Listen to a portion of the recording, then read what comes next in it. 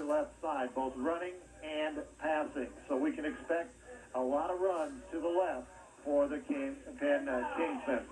Let's take a look at the Carmel offensive starting lineup. It hasn't changed, but we'll review it for you. Kevin, take us through it.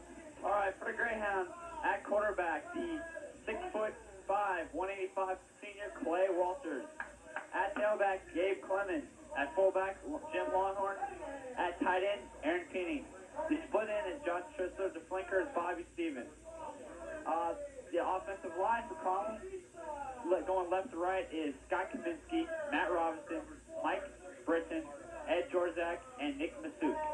And the Greyhounds will have an advantage on that offensive line, Kevin, as they are big compared to the Penn Kingsman defensive line. So that will be the challenge for the Kingsmen, and that will be the challenge for the Greyhounds to open up the holes for Jim Lawhorn or Gabe Clemens or Shannon Polk out of the backfield, and that will be the challenge for the Hounds against the Wild Bunch defense of the Penn Kingsmen.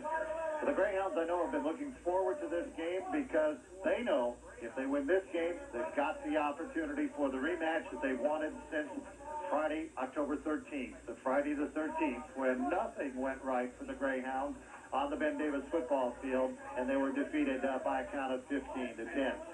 If they win tonight, this will be the first time the Greyhounds would have won a semi-state game where they have traveled out of central Indiana. And it would be the first time, if they win tonight, that the Greyhounds would have advanced to the state championship game through the north. They have never been able to get to the state finals coming the northern route. And it has been a trial for the Greyhounds. Starting, of course, with the Broad Ripple game, which was a mismatch for the Greyhounds in that one, 63-0.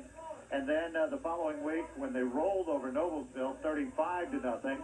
But then the tough game with Lafayette Harrison. And I said back then that was the toughest game the Greyhounds would play, as Harrison was an underrated team, and they came to the Greyhound football stadium revved up and almost took away the victory. But the Greyhounds won out in a score of 23-16 in that particular ball game. Then, of course, last week in the regional against Fort Wayne Snyder, what can you say? Overtime, 29-28. So it's been a tough road. And the Greyhounds are going to see if they're a match for the Penn Kingsmen tonight here in Mishawaka. We are happy to say that there are no rain showers right now, no snow showers. It's a beautiful December-like evening, not a November-like evening. It's about 30 degrees, but for the fans here who are bundled up on both sides of the field, a pretty good representation of the Greyhound fans on the far side of the field. As this stadium holds about 8,000, there'll probably be about 5 here tonight. Most of it Kingsman fans, about 4,000 or so Kingsman fans. As the toss of the coin is going on, the Greyhounds have won the toss and have deferred to the second half. So Penn will receive and Carmel will kick to the Kingsmen to open up the ball game. So the Kingsmen will open up on offense, and they will send back to receive Nick Bayline, Rick Siri, Josh Goodman, and Scott Becker will be the deep men. Of course, it won't be Becker, it'll be Brian Moore in there this week for the Kingsmen. And they'll be on offense as we gave you their offensive units against the Greyhounds to start the ball game. The field runs north to south. We're located on the west side. The Greyhound fans are on the east side. Across the field in front of them is the Greyhound football team, clad in their white traveling uniforms with blue pants, gold helmets. Penn in their traditional home black uniforms with gold numerals, gold helmets, and gold pants. And going back to receive is Nick Bayline. He'll be the deep man. Also, Rick Siri on the near side. And on the far side will be Jocelyn Goodman. Mark Capel will kick off. 219-659-1111 Capel trying to find a spot where he can tee it up and get some good footing to approach the ball. There will be no wind factor here tonight, as the flag sort of down in front of us is absolutely still. 30 degrees. Game time Archer. Mark Chappell will kick it off for the Greyhounds. And our referee tonight, Mark Beck, blows his whistle. We are ready to go. Chappell, a low driving kick, goes to the 17-yard line, up to the 20, to the 25, and out to the 30-yard line by Rick Siri. One of the keys for the Greyhounds defensively tonight is controlling Penn's run game. Although they lost their number one runner, Penn is usually going to go to the run game. Their quarterback is not a deep threat, but he is a great quarterback and with senior leadership, and is the coach's son. Matt Giesman, the quarterback, has his team in the huddle. He sends wide to the right side. Number 86, that's Kevin Flanagan. Flanagan not listed as a starter. We've got 3 men in the backfield, an offset full house. One man in motion goes pointing to the far side. Giesman fumbles the snap, hands it off, big hole. It goes to Brian Moore. Moore's across the 40 to the 45 and up to midfield. So on that particular play, the fumbled snap throws the linebackers for the Greyhounds, and there was a big hole that opened up for Brian Moore, and he gets from his 31 out to the midfield stripe, or they're going to place it just into Greyhound territory. Looks like they'll place it at the Carmel 49-yard line. So a pickup of 20 on the first play from scrimmage for Brian Moore. Giesman goes back in a shotgun formation now on 1st and 10 from the 49-yard line. Snap back to him is good. He rolls left, fakes once, fakes twice, fires downfield, intercepted at the 40, the 45, Hedegaard, midfield, down to the 47-yard line, and the Greyhounds have it 1st and 10. Great defense by Eric Hedegaard there as he picks off the pass from Giesman. He pumped twice, and he intercepted it at about the 35-yard line and returned it to Penn territory to the 48-yard line. Big play for the Greyhounds is they stop the Kingsmen here early and take over on offense. And a great tackle by Brian Moore. 1st and 10 for the Greyhounds at the 48-yard line. High formation behind Walters. Option down the right side. Pitches back to Clemens around the right side. Gets to about the 45 where he stood up and pushed back. Right in that bad spot of the field in front of the Greyhound bench. And he gets up clawing out of the mud and mire right in front of the Greyhound bench after about a 3-yard pickup. 2nd and 7 for the Greyhounds. Clay Walters, the quarterback, has passed for 15 touchdowns for the Carmel Greyhounds this year and over 1,100 yards. Split backfield this time. He comes left side to Lawhorn, dives over the left side, down to about the 42-yard line. A gain of about 3 more yards. It'll be 3rd and 4 for the Greyhounds. Greyhounds going out with the running game early, trying to get that running game established here against the Kingsmen. So it'll be 3rd and 4 for the Greyhounds at the 42-yard line of the Kingsmen. 3-yard pickup on the play, 3rd down, 4. 9.5 minutes left. The Greyhounds trying to take advantage of the break of the ball game. And Walters on the quarterback option gets close to 1st down, but I think he's going to be shy. That was the quarterback draw that the Greyhounds used against Fort Wayne Snyder last week. And he got about 3, so it'll be 4th and 1 from inside the 40-yard line at about the 38.5-yard line. It's a play by Clay Walters as he just takes the ball and runs. And the punt team comes in. Tim Seifert comes in for the Greyhounds. Going back deep are Siri and Goodman. And now Carmel's going to call timeout. So Carmel will take timeout. We'll take timeout. You're listening to the voice of the Greyhounds for this 60-second WHA booster timeout. You're listening to the voice of the Greyhounds. Our thanks go out to the following Greyhound boosters: Dan and Sharon Hansman and family. Dave and Mimi Harden, Steve and Mary Harlow, Roger, Paula, and Ryan Harper, Dr. and Mrs. Robert D. Hartman, Jerry and Marcia Harvey and family, Chad and Judy Hastings, Jerry E. Hay, Tom and Mary Linda Hay, Don Hay's family, Mr. and Mrs. Donald Hecht, Joe, Sharon, and Laura Heim, Nick, Diana, and Amy Hine, the Heitholt family, John and Rosemary Hensel, Troy and Joanne Herman, Rick, Nancy, Amy, and Matthew Hepplinger, Tony, Liz, Lisa, and Allie Hayward. If you would like to be a Greyhound Booster, please send your check or money order to the Greyhound Booster Club, 520 East Main Street, Carmel, Indiana, 46032, and your name will be added to this list.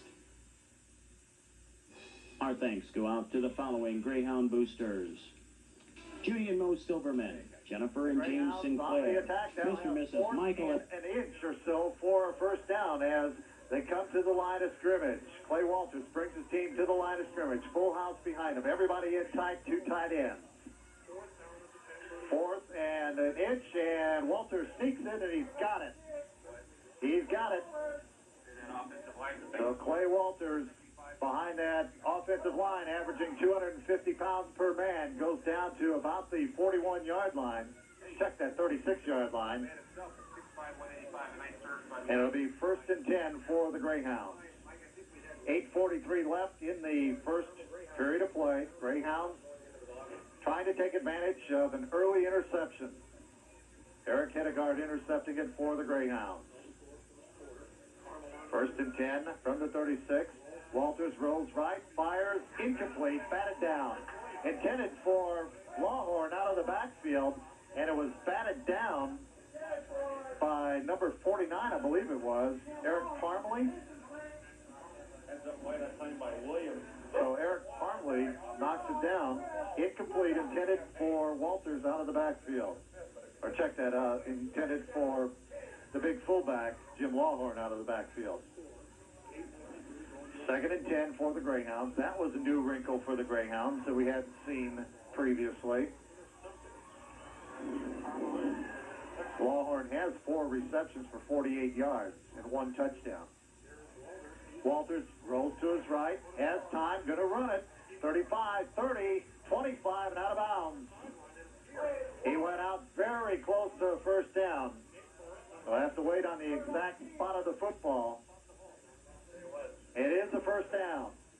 So give them 11 yards down to the 25-yard line, 1st and 10. Good play by Clay Walters as he's doing what Larry Davis of Snyder did last week, just running the ball and getting the Greyhounds downfield early. They spotted at the 26, a pickup of 10 exactly. So it's still 1st and 10 at the 26-yard line. 8:13 left, first period, no score. In motion, Lawhorn going down the line, down the right side, handoff to Shannon Polk. Polk dives over the line inside the 25-yard line to about the 24 for a gain of 2. Jim Lawhorn, that time a blocker over the right side, and Polk tried to follow him through. Coach Chris Giesman of the Penn Kingsmen on the near sideline, pacing back and forth very intently, knows his team is in trouble after the early turnover. The Greyhounds being able to hold on to the ball. Power I formation, left side. Lawhorn again in motion down the right side of the line. They pitch that way to Shannon Polk, and Polk is brought down just as he gets to the line of scrimmage. Knifing in there is Chris Williams, who has 42 tackles for the Penn Kingsmen. We'll go with the wide diversity of running backs. They see Polk, Lawhorn, and Clemens, and Clay Walters also run the ball. So Carmel getting a running game here early. 3rd and about 8 as there was no gain on the play for the Greyhounds. And Stevens and Trissler come to the left side for the Greyhounds. 2 setbacks in the backfield, Lawhorn and Clemens. Walters, long count at the line of scrimmage, drops straight back to pass. Under pressure, lets fly, intercepted, dead drop. Oh, in and out of the hands of Nate Morris. In and out of his hands, and he had some running room. Nate Moret had nothing but the far sideline. Wow, I'm not even sure who that one was intended for because there wasn't a white jersey anywhere in sight. He was under pressure there, and he went to throw the ball and kind of threw it in the wrong direction and it almost picked off. Let's see what the call's going to be here on 4th and 8 for Coach Jim Belton. They've already wasted one timeout. Big discussion on the sideline. They're going to try a field goal. Mark Tappel is in. It would be a 42-yard field goal, and timeout is going to be called by the Greyhounds as there was 2 seconds left on the play clock. So they have wasted 2 timeouts on this first series. Not good for the Greyhounds as they waste 2 timeouts here on this first series, and only gives them 1 for the rest of the half. And Greyhounds looking for something here. Well, it's going to be a 42-yard spot. His longest is 35. Mark has the leg to do it. There's no doubt about it. But on this football field tonight, the question is, can he get the footing that he needs to go that far? Now he picks up the tee, and he's coming off the football field. And I'm not sure if Penn caught that or not. But he has picked up the tee and gone to the sideline. So the Greyhounds are definitely going to change from the field goal to running a play on 4th and 8 from the 24-yard line. They have to get down to about the 16-yard line to pick up the first down. This all started back at the 10:57 mark on the second play from scrimmage. Penn was intercepted. Geisman threw it over the intended receiver, and Eric Hedegaard stepped up and made the reception and returned it to the Penn 48-yard line.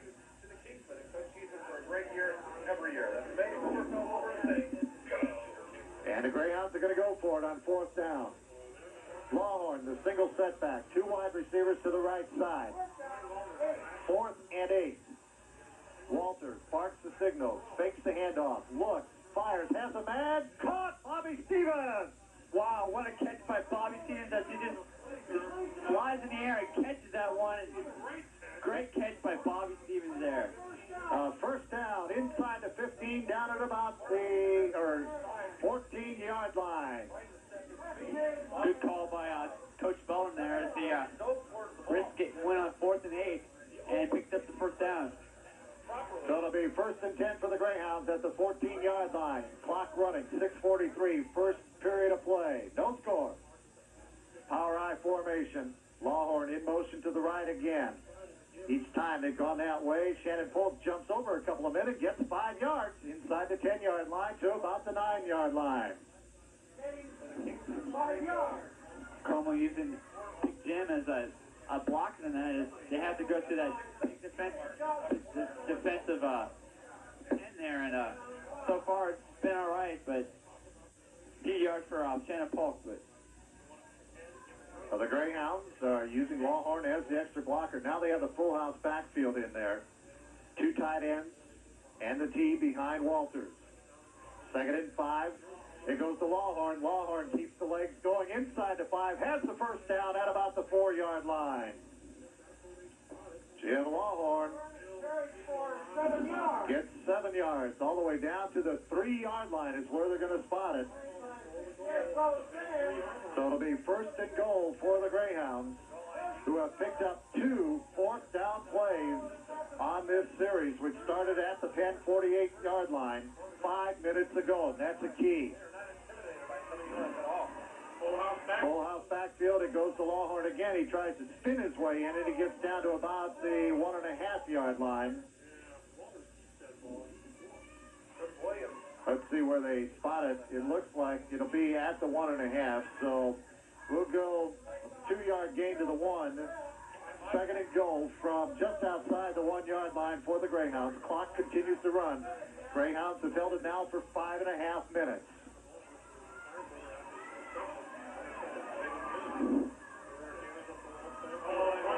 And we've got somebody jumping, and I think it's going to be the Greyhounds. that would be a big break for Penn there. This would have been the 14th play of the series. So it sets the Greyhounds back outside the 6-yard line to about the 6.5-yard line. Or give them a call, 277. Second and goal from that spot. Shannon Polk checks in for the Greyhounds. Lawhorn is in there. Painting and Pertilli are the tight ends. Power I formation to the left side. Lawhorn in motion to the right. Polk gets the pitch, cuts inside, gets near the goal line, and he's down to about the 1-yard line. Jim Lawhorn clearing the way that time, doing the job as he went in motion just before the snap of the football. And Shannon Polk picks up 5 yards down to the 1 again, where it'll be third and goal from the 1-yard line. Huge blocking by Jim Longhorn on his whole series, and Greyhounds are in threat of scoring on Penn here. In the full house for the Greyhounds. It goes to Lawhorn. Touchdown, Greyhounds! Jim Lawhorn with his 31st touchdown of the year. A 1-yard run at the 4:15 mark, and the Greyhounds lead it 6-0. And that's the first time this season Penn has been down, as the Greyhounds score here early with Jim Longhorn's 31st touchdown of the season. 188 points on the year for Lawhorn now. Mark Tapple will try to put the extra point on the board, and I'm sure kicking is going to be hazardous tonight. Mark coming in has hit 45 of 49. Snap a little bit low, kick up high, good. Greyhounds lead it 7-0. Good series for the Greyhounds. They have a couple 4th-down situations and a penalty to come back and score, and puts them up 7-0 with 4:15 left in the first quarter of play. 15 plays, 48 hard-earned yards against the Penn Kingsman defense, but it's a 7-0 lead for the Greyhounds, and they held the ball from the 10:57 mark to the 4:15 mark of the first period. So they held the ball for 6.5 minutes, basically, after the interception. Penn not happy with that Carmel scoring, but it's their chance now to get their offense started. And Tapple will kick it off once again. Going back deep is Nick Bayline for the Penn Kingsmen. He's in the center deep, standing at his own 5-yard line. Last time the kick was short and to the left. Tapple has the whistle, approaches the ball. It's a driving kick again, and it is going to go out of bounds at about the 22-yard line. So Penn will take possession at their own 35-yard line, 1st and 10. Now Carmel's trying to step up the defense again, as they did a good job to open this game. And let's see what they can do here as Penn gets ready to start their second series. Penn has had the ball 2 plays so far in the first half. We're at the 4:15 mark of the first period of play. 1st and 10 for the Kingsmen from the 35-yard line. I tell you what, the one ball game won't get back after the play. We'll do that. Sorry. Penn will have 2 running backs, offset behind Giesman. Flanker to the left. Now he comes right in motion. Giesman comes to his right. Handoff in the backfield, and he is swarmed. That's Brian Moore. Brian Moore is swarmed under by the Greyhounds defensively for a 3-yard loss. Good defense by the Greyhounds. Whitlock in that tackle there, and another Greyhound, not sure who that was, but good defense for the Greyhounds. Looked like Hedegaard was involved. Good Hedegaard. So it'll be 2nd and 13 for the Kingsmen, back at their own 32-yard line. 3:44 first period, 7-0 Carmel. Split backfield behind Giesman. He rolls to his left, looks, dumps it underneath, complete to the 35, out to the 40, across the 40, out to about the 42-yard line. I think that was Jordan. Josh Jordan, the running back, out of the backfield. Giesman's getting good blocking by his big offensive line and giving him time to throw. Pickup of about 9 out to the 41-yard line. It'll be 3rd and 4 for the Kingsmen. And for them, a big third down play early in this ball game. They do not want to give up the football again to the Greyhounds. Unbelievable. Here is the 3rd down and 4. Kind of a big play for Penn. Eastman, marking the signal, sends Boynton in motion to the left side. Comes back to the right side to Moore. Moore trying to circle outside. Whitlock on chasing, can't get him around the 35 to the 45 and out to near midfield for a first down. He just simply outran Whitlock that time as he got out ahead of him, and Whitlock could not catch up to him, and he got out to about the 49-yard line. Good running by Penn there, as although they lost their number 1 runner, they're still pretty deep in the running game.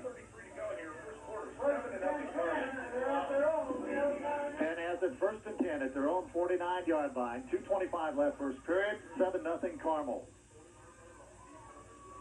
Eastman puts a wing back on the right side. 2 setbacks behind him. Wide out left. Inside handoff on the counter to Moore.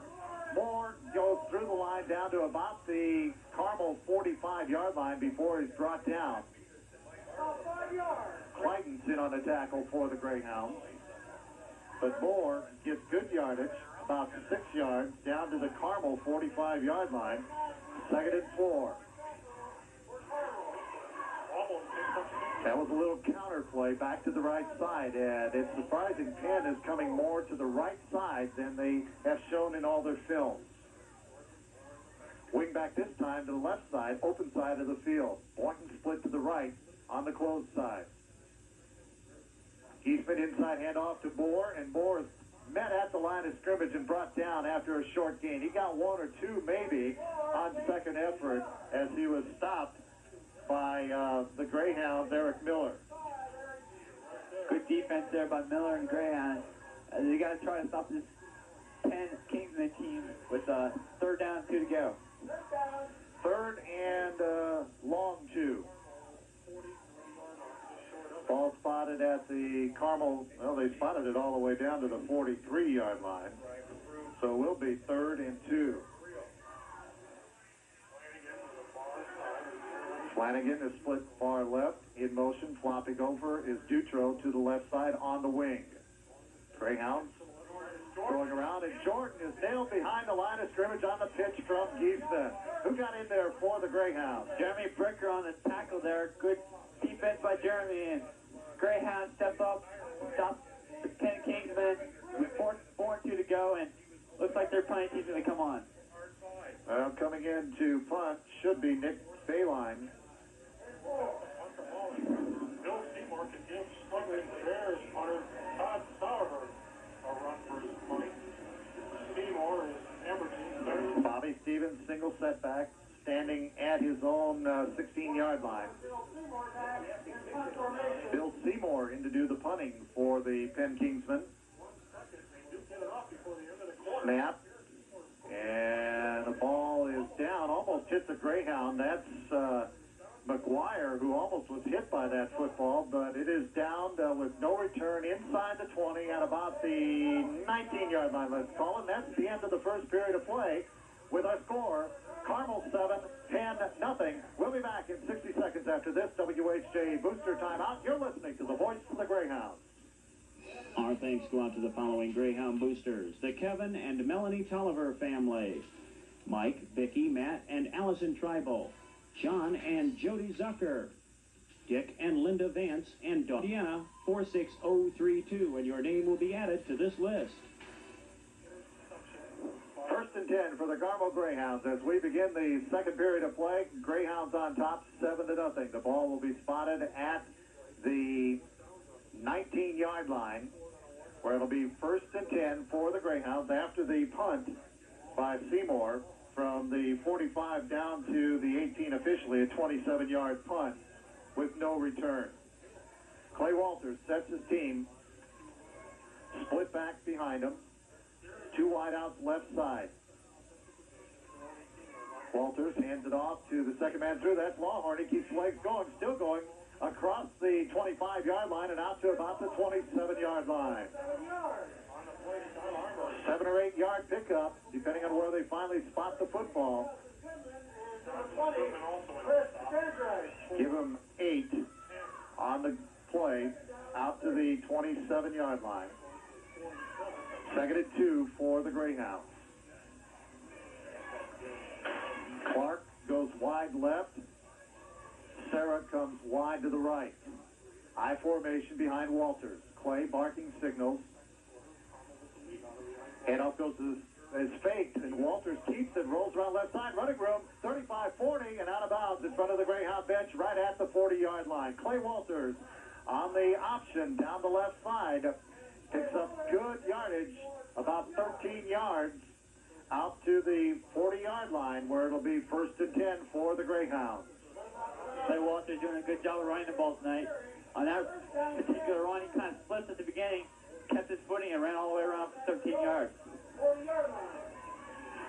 Clay on the ear for the Greyhounds has some pretty good rushing statistics. We'll give them to you after this next play. Bobby Stevens and Trissler come to the right side, 2 setbacks behind Walters. Ball spotted right at the 40-yard line, 1st and 10. Counter play goes to Clemens across the 40, the 45, keeps going, spins forward all the way down to the 49-yard line before he's brought down. Gabe Clemens with a nice 9-yard pickup. Greyhounds doing an excellent job of running the ball, as they use 4 different guys to run the ball tonight. And Penn's got to be a little bit disappointed that they can't stop this Greyhound running game yet. Clay Walters on the year, rushing himself, has 307 yards for the Greyhounds. So he is an excellent 3rd man in that backfield for the Greyhounds. Lawhorn in motion this time to the left, goes down the line, hand off to Clemens. Clemens knifes his way through across midfield and down to the 45-yard line. Another 6-yard pickup for Gabe Clemens. 7 yards. Good blocking by Jim there, too. And Gabe just saw a hole, ran right through it, and picked up 6 yards. And that's one of the things. That line is big, and Gabe Clemens is a small running back for the Greyhounds, being only 5'8". He's going behind these guys that are 6'4", 6'5", and he's picking up some nice yardage, waiting for the holes to open, and then he slides right through them. 1st and 10 at the Penn 45-yard line. 7-0 Carmel, 2nd period. Walters back to pass, looks, fires deep. He wants Bobby Stevens, and he just overthrew him at the 10-yard line. Stevens was open, but he just could not get going fast enough in the mud to go underneath that football by Clay Walters. It was a beautiful pass, but it was just off the fingertips of Stevens. If this field was normal with some grass on it, Bobby Stevens probably would have made that catch there. Good play by Clay, though. Just not right timing. And unfortunately, the Greyhounds come with 2nd and 10. But that gives Penn another thing to think about because he was there. 2nd and 10 for the Greyhounds. They shift into the I. Lawhorn and Clemens. In motion comes Clark to the near side. Option around the left side. Flag is down. Clemens will pick up nearly 10 yards, but we've got a flag down. Let's see what the flag is going to be. Probably an illegal motion against the Greyhounds. And the signal is illegal motion, so that nullifies a good run by Gabe Clemens. That hurts the Greyhounds. Big play for Penn as Greyhounds move back a few yards and pick it up. It'll be 2nd and 15 now from the midfield stripe instead of 1st and 10 from about the 35-yard line. Greyhounds have the play. Stevens and Trissler come in with the play to give to Clay Walters as now the play clock begins. 25 seconds starts clicking down. 9:57 left in the half. Greyhounds lead it 7-0. And as Kevin said, the first time Penn has trailed all year long. Walters on the draw play goes nowhere. That time the Kingsmen were in there, and it went absolutely nowhere. Good defense by Nate Moret of Penn as he just stops Gabe Clemens cold. Lost a yard, as a matter of fact, back to the Carmel 49-yard line. It'll be 3rd and 16. 3 wide receivers come in. Shannon Polk checks into the ball game in place of Clemens. Stevens and Trisler come wide to the right side. Lawhorn and Polk are in the backfield, split behind Walters. Wide side of the field is to the right. Clay drops back, heavy pressure, throws deep, trying for the tight end over the middle, incomplete. He overthrew Aaron Feening, but I think he said, Aaron, either get to this or it's going to be incomplete, because he was not going to throw it short into coverage. So Carmel will have to punt it away as he was under heavy pressure and he had to get away, and it was online but over everybody. Aaron Feening, a big guy, 6'2", 230, just doesn't have the speed of Bobby Stevens, but Clay Walters overthrows him there, and looks like Carmel will punt it away. Tim Seifert will punt. And we got flags flying all over the place. Dead ball. Urban and Jets, electrical. The dead ball foul. Lafayette Boulevard in The procedure call. design, wiring, installation, remodeling, and service. These penalties are kind of hurting the Greyhounds here earlier, as Penn just keeps edging the Greyhounds back and back. Now they're back to their own 44-yard line. The 95 season is no shock, but it certainly has quite a... Seifert awaits the snap. It's a good one. A wobbly kick, received at about the 28-yard line. Tries to go to the left, cuts back to the right, and is brought down at about the 36-yard line.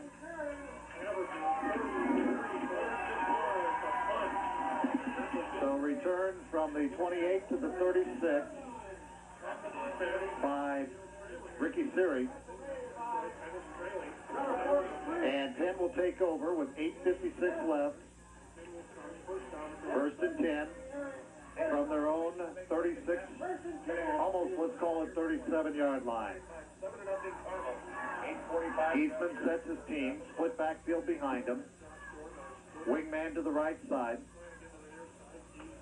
Jordan split left. And inside handoff comes to the flanker around, and he's got running room into Greyhound territory to the 40, down all the way to the 36-yard line is Nick Boeheim. Nick Boeheim on the reverse inside, and he goes from the slot position on the right side all the way left, and he goes from his own 37 to the Carmel 35. Good pickup by Penn there. 28 yards. As David Klein brings him down, and if David Klein missed him, he could have easily been in the end zone. So Penn now has a threat going at the Greyhound 35-yard line, trailing 7-0. Pointing in motion down the line, a handoff to the second man through, that's Josh Jordan, and Jordan goes down to the 30-yard line, a gain of 5, maybe even 6, so spotted at the 29-yard line, so give him 6.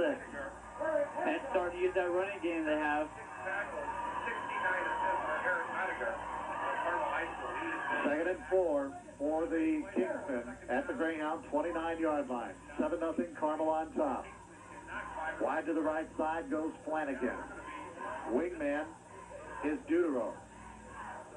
Pointing the tight end is on the left side. 2 setbacks behind Giesman. Deutero in motion to the near side of the field. Fake inside and given to Moore. Now Moore has good running room. Down to the 20, down to the 15-yard line before it's brought down. That on the counter trap play. And Brian Moore goes from the 29 down to the 15. His replacement fills in nicely. Good tackling by Fricker there on the stop on Moore. First and 10 for Penn at the Greyhound 15-yard line. Giesman looks over the Greyhound defense. He has 2 setbacks behind him. Moore and Jordan. Deutero in motion, comes to the left side. Giesman fumbles the snap, picks it up, and is going to be dropped for a loss.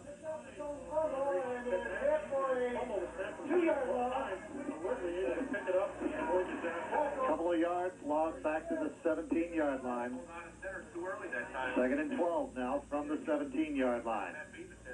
And Matt Giesman.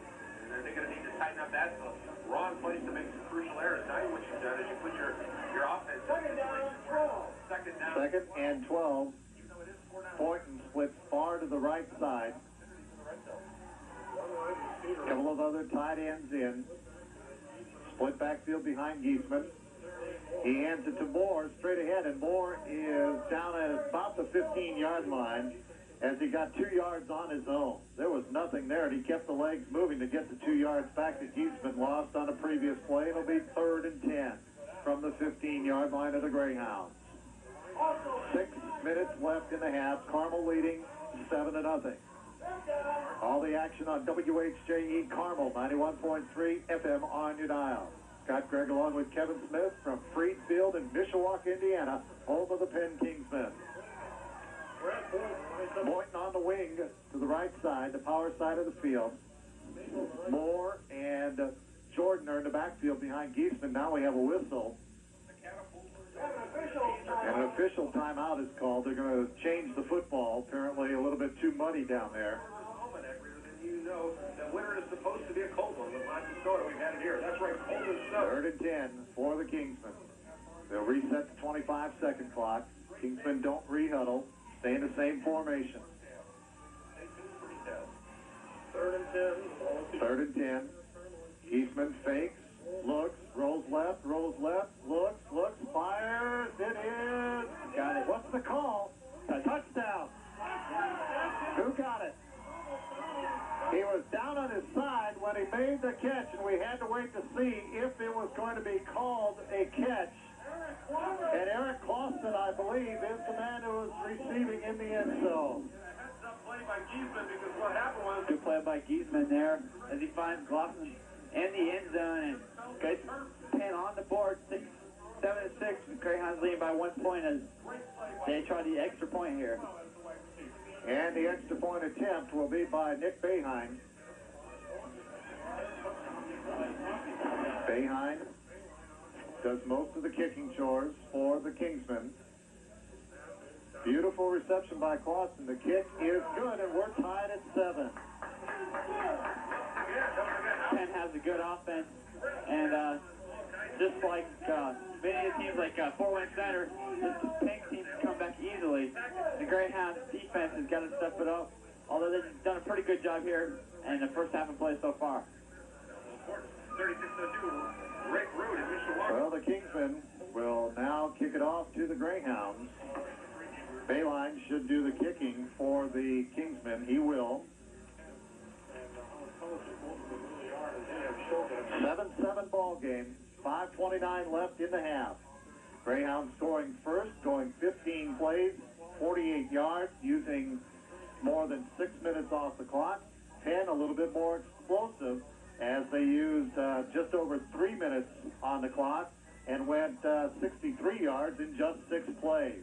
The big one, a 28-yard scamper by Bayline on the inside reverse. Bayline now will kick off for the Kingsmen as we're tied at 7. Bayline's end-over-end kick is going to be fielded by Bobby Stevens at the 18-yard line, straight up the middle, cuts his way to the 35-yard line, and is brought down right there. Mike recap that Kingsman drive. It was a doozy. So the Greyhounds have it 1st and 10. Greyhounds had 5:22 in the first half to work off and try to score, try to put the Greyhounds up 14 or more before the end of the half. Greyhounds now would like to get a nice drive going. They have the I formation behind Walters, one wide receiver either way. Lawhorn gets the snap, and he dives across the left side for a couple of yards. As Jim took the handoff in the backfield, it was a straight dive play over the left side for 2 yards out to the 37-yard line. 2nd and 8. One more time before the end of the half. Greyhounds would have liked a couple of more yards on that play than what they got. Split backfield now. Clemens jumps from the right to the left side. Ian Lawhorn in the backfield behind Walters. Clay fakes, looks, fires, complete to Bobby Stevens in midfield, down to the 45-yard line to the 43-yard line of the Kingsmen.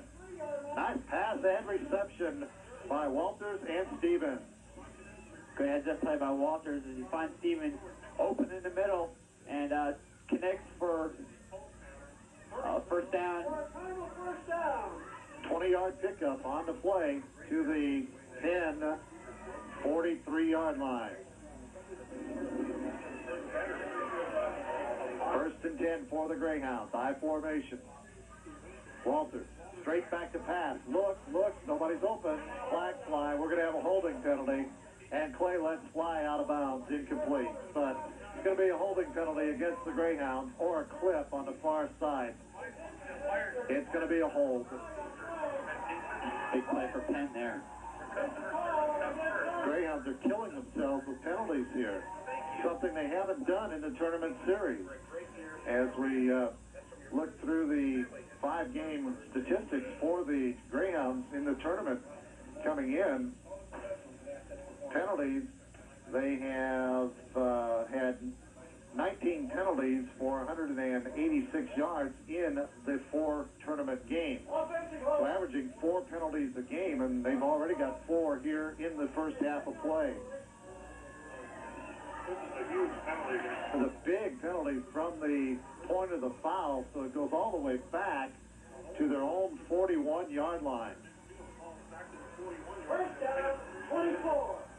First and about 25. Walters wants the option down the left side, and he's brought down right at the line of scrimmage. He went absolutely nowhere. Clay tried to option down the left side. He had no option left as he was swarmed under. Penn was in the backfield for that one. Gain of maybe a yard out to the 42-yard line where it'll be second and long. About 23 for the Greyhounds. Clock running 3.5 minutes. The clock in the Greyhounds' favor. They would like to score here if they could, but they wouldn't really care if they would just run the clock out in the half here also, because they'll get the football to start the second half. Split backfield behind Walters. Clay drops straight back, fires into his flat complete to Shannon Polk, and he slips. Slips after a yard loss. So that field conditions are going to come in and hurt you as Shannon Polk couldn't get his footing there. So it'll be third and about 23 for the Greyhounds. Now the clock running with 2 minutes and 45 seconds left. No gain on the play officially. Greyhounds would like to hold on to the football here. They got a long way to pick up a first down. I think they'd take most of that yardage if they could get about 15 or 16 yards here. Handoff reverse to Shannon Polk. Breaks a couple of tackles, spins away from another one, and gets out near the midfield stripe, so that's a gain of only about 6 yards. Shannon Polk gets about 6 out to the 48-yard line. And it'll set up a 4th down play with 2 minutes left in the half, and Penn is going to get the football again. Bayline and Siri go back for the Penn Kingsmen to take the Tim Seifert punt. Great defensive stop there by Penn as they force the Greyhounds to punt here. Well, the Greyhounds hurt themselves with the 2 penalties. Seifert standing at his own 35-yard line. Good snap. Turns it over. High driving kick to the 20. Siri takes it right there and almost loses the football, and then it's brought down at the 21-yard line. Penn has it with 1:29 left. First and 10. 1:29 remaining to be played in the first half. They start from their own 21-yard line. 7-7 ball game. Greyhounds scored first. Kingsman came back a couple of series later. Kingsman brings his team to the line of scrimmage. Jordan and Moore behind him in the split backfield. Eastman keeps, has some room, fires, complete to Boynton. Boynton has stood up and pushed out of bounds at the 40-yard line. If they spot it at the 41, it'll be a 20-yard pass play. Matt Eastman having a pretty good first half as connects there to Boynton and picks up almost 20 yards. He did get 20 out to the 41, almost 21 out to the 42-yard line. The ball spotted right across the 41-yard line. 7-7 ball game. Minute 5 left in the half. Two tight ends and one wide receiver to the far side. Wingman left for the Kingsmen. Giesman hands it to Jordan. Jordan gets away from one Greyhound, gets away from two, and is down to the 40-yard line before he's brought down. The Greyhounds looked like they were going for the football rather than the tackle that time, and he held on to it, and Josh Jordan spun away from two tackles and was finally brought down. They're going to spot it all the way down at the Carmel 39-yard line. Excellent run by Jordan there. A 21-yard pickup, so in 2 plays, Penn has moved 42 yards. 49 seconds left in the half. Eastman does not call timeout, which is surprising. You've got all 3 of them left. Split backfield. Matt Giesman back to pass, looks, in trouble, gets it complete, and it's out of bounds. It'll stop the clock with 33 seconds left, down at about the 32-yard line. The pass was complete to Jocelyn Goodman out of the backfield. Good heads-up play by Giesman there. He's under pressure by all kinds of Greyhounds. Found a receiver, got it to him. 8-yard pickup to the 31-yard line. Second and two. Second and 2 for the Kingsmen. 33 seconds left in the half. And the ball is set to play now. Head coach Chris Giesman has sent in the play to his quarterback son, Matt Giesman. Wide receiver Kevin Flanagan goes to the right. Split back 2 tight ends for the Kingsmen.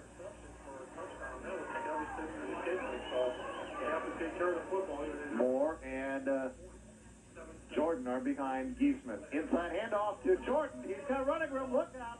Down to about the 15-yard line. First and 10. Jordan on the counter, trap inside, and it goes all the way down to about the 14 or 15-yard line. Now Penn is in field goal position.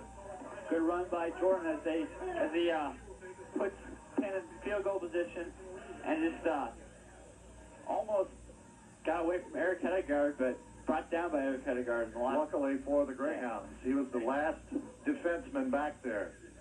Penn has had plays on this series of 20, 21, and 16. They've really moved the ball against that Greyhound defense. Now Keith Beather comes out to talk to them on the field. 28.6 seconds left in the half. 7-7 tie, but Penn on the Greyhound 15-yard line. First and 10.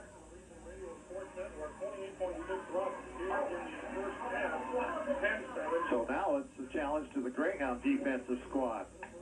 The last time from this position, Giesman threw for a touchdown to Eric Clausen in the end zone.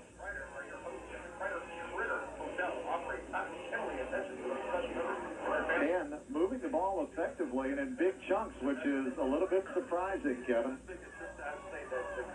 Penn's doing a great job using the run and pass game, as Giesman is just showing why he's just a heads-up good senior quarterback there. Yeah, the play is in. We've got Jocelyn Goodman on the wing left side. 2 setbacks. That's Moore and Jordan. Giesman fakes, rolls left, wants to throw, fires it, complete, touchdown. He got the same receiver, Eric Clausen, at about the 5-yard line, and he was wide open for the score. Wow, just big play for Penn there as it puts them up 13-7 right now with 22.3 left in the clock in the half. And Bayline will come in to try the extra point. The Greyhound sidelines dejected after being up so high after that first big drive. And the Penn Kingsmen have come from behind, proving that they can play from behind for the first time this year. Greyhounds will go into the locker room down at half. Yeah, there's still 22 seconds left. Let's not count them out yet. Bayline will try the extra point. Snap is good. Kick is low again, but good. Bayline has the kick. And it's 14-7, Penn on top of the Greyhounds. So the Kingsmen now will kick it off. And the Greyhounds will have 22 seconds plus the kick to start the second half. It'll be interesting to see if Coach Giesman goes to a short kick here or if they kick it all the way back to Bobby Stevens. That drive by Penn, 79 yards in just 5 plays. 79 yards, 6-play drive, taking a minute and 22 off the clock. And how many gets the record inside that? And they went a minute 7 to do it. So the Kingsmen score. And the Greyhounds now will have to try to get back into the ball game. They find themselves down 14-7. 22 seconds on the clock. Bob Stevens sitting back at about his own 13-yard line. Shannon Polk up closer, and it's a long kick. Stevens will field it at his 8. He returns it to the 20, to the 25, and Bobby Stevens is knocked down there at about the 27-yard line. Big hit by number 33, Dustin Goodman, as it just hit Bobby really hard. The Greyhounds take over. 1st and 10 from their own 28-yard line. Still on the far side asking, what time is it? County am I in? And the Greyhounds now send in the core of wide receivers. Clock running, and they're not going to get a playoff. That's going to be the end of the first half of play. Greyhounds are not going to get a playoff. Well, they do get a playoff. It goes to Gabe Clemens. Clemens knifes his way across the 30 out to the 35-yard line. A pickup of 7. And that's where it's going to end the half, with Penn on top by a score of 14-7, and all the momentum in the world heading into the locker room for the 15 minutes here at Freed Field in Mishawaka. We'll be back in 2 minutes. 2 minutes on this WHJ Sports broadcast as we take a 2-minute WHJ booster timeout. You're listening to the voice of the Greyhounds. Our thanks go out to the following WHJE Super Boosters. Butler Toyota. Butler Toyota is located at 96th and Keystone. Butler Toyota features a complete line of Toyota cars, vans, trucks, and Land Cruisers. For more information, contact Butler Toyota at 848-9600. That's 848-9600. And Steckley's Catering and Oak Hill Mansion. Oak Hill Mansion features banquet facilities for as few as 25 and as many as 500. For more information on Oak Hill Mansion, call 843-9850. That's 843-9850. And Catering by Steckley's, featuring experienced, problem-free service. Catering by Steckley's for your picnics, banquets, parties, or party planning. You can call Catering by Steckley's at 846-7308. That's 846-7308. Our thanks to these Super Boosters. Our thanks go out to the following WHJE and Greyhound Boosters. Ken and Elaine Keltner, Roger and Mary Kemper, John and Margaret Kettle, Keystone Square Mall, The Knight Family, Rich and Gwen Nipstein and family, Ken and Pam Nowles and family, Mike, Audrey, Amy, and Lauren Castrava, Bill and Barbara Colesrud and family, Margie and Ron LaBelle, Bob and Geneva Larson, John and Connie Lathrop, Joy, Joe, Josh, and Jared Law, Jack, Nancy, Jim, Jocelyn Lawhorn, Doctors Laycock and Estes Optometrist, Tom and Jan Lazera and family, Russ and Barb Leach, Richard, Kathy, Jill, Kaylee, and Ann Lesh, Jim, Janetta, Leslie. If you would like to be a Greyhound Booster, send your check for $25 to the Greyhound Booster Club, 520 East Main Street, Carmel, Indiana, 46032, and your name will be added to this list. Hounds have not been able to get the passing game going effectively on this muddy field, where the Penn Kingsmen have successfully gotten their passing game going. As a matter of fact, it has accounted for both of their scores in the half, both of them from Matt Giesman to the wide receiver, Eric Clausen. Clausen, a 5'11", 168-pound receiver.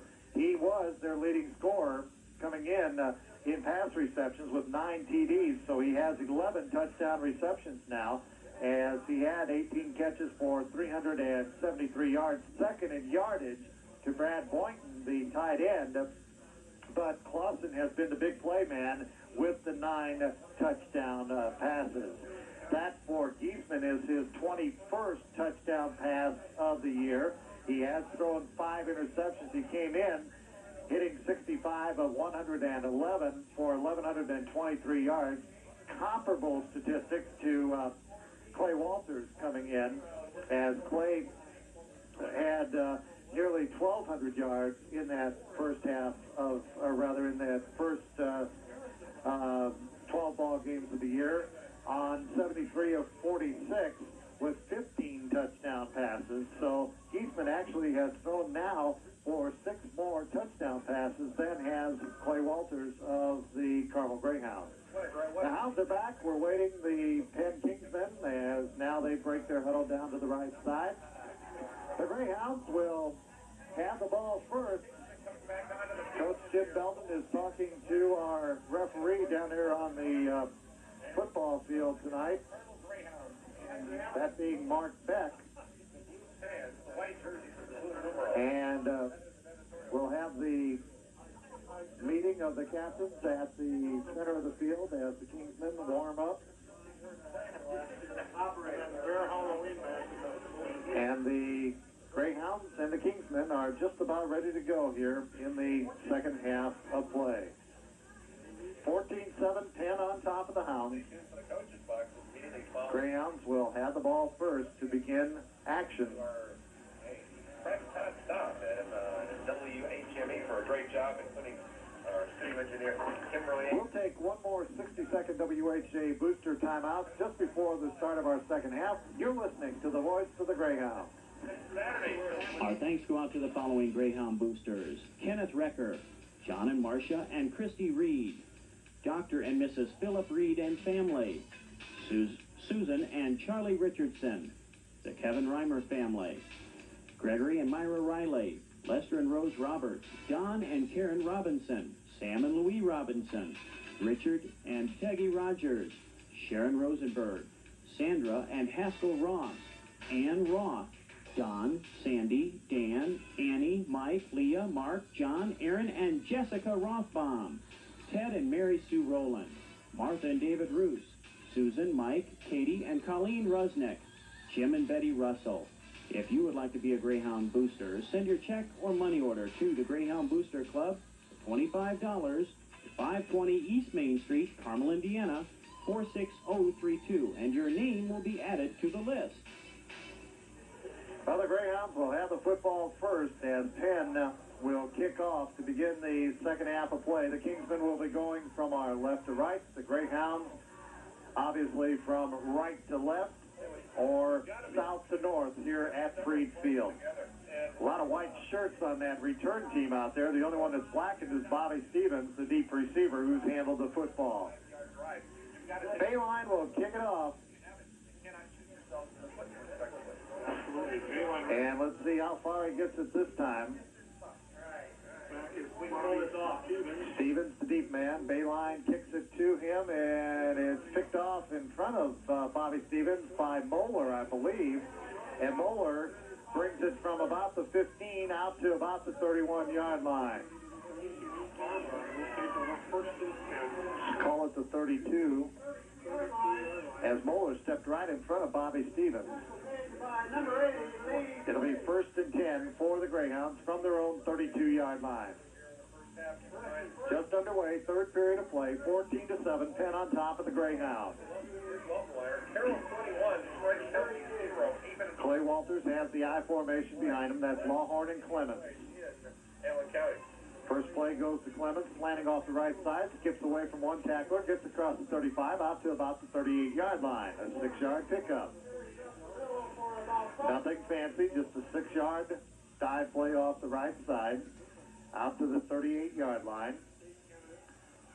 2nd and 4 for the Greyhounds.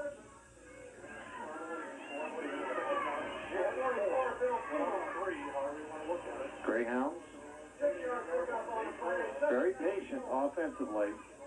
Pitch back to Shannon Polk around the right side. We got a flag. Polk got about 3, and we're going to have a holding call. Another penalty on the Greyhound. I heard him in the first half, and It's going to be another hold, and that's something that offensive line has not done in this tournament. And it's really killed them here tonight. Coach Jim Belden wants to know who the hold was against. Somebody on that right side.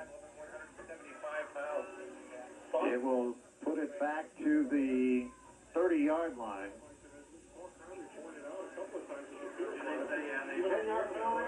10-yard penalty, so it'll be second and about 12. The hold was actually across the line of scrimmage, if that was a 10-yard from the spot.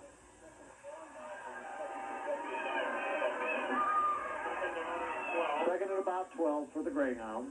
Clay sets his team. High formation behind him. 2 wideouts, 1 either way. Walters options right side, and he gets away from one man and then can't get away from another swarm of black jerseys, and he's going to be brought down for about a yard loss. Penn coming out strong defensively here in the second half as they're up 14-7, and they're trying anything to keep holding on to this lead. And the Greyhounds again in a long third down situation, and you do not want those types of situations against this Penn Kingsman defense. Ball spotted right at the 30-yard line. Keep in mind about the penalty again, Dwight. It's 3rd and 13. It could have 3rd and 13. Lawhorn back. And in the backfield, and a pass is complete to the tight end, Aaron Feening, and he's brought down after a short gain. Walters hit Aaron Feening, the tight end, across the middle, but he gained only about 6 yards out to the 35, maybe 36-yard line is where they'll spot it. Give him 7 on the play. I tell you what, I am so impressed with Penn's defense. They can take chances. It'll be 4th and long, so punting it away will be Seifert. By the black and gold. Seifert in the punt, average 33.6 coming into the game. Seifert, good snap, drives, spiral, bounces for the Greyhounds inside the 30 to the 25, down to about the 23-yard line, where it'll be 1st and 10 for the Penn Kingsmen. Just a great defensive stop there by Penn as they take over, try their first start of the second half, and Greyhound defense has got to step it up here and try to stop Penn. Well, the Greyhounds stubbed their own toe again, though, with the holding call, or they would have had a short second down play or a short third down play. Instead, they ended up with a long second down play and could go nowhere. Got to do a much better job of holding on to the football. Giesman at quarterback.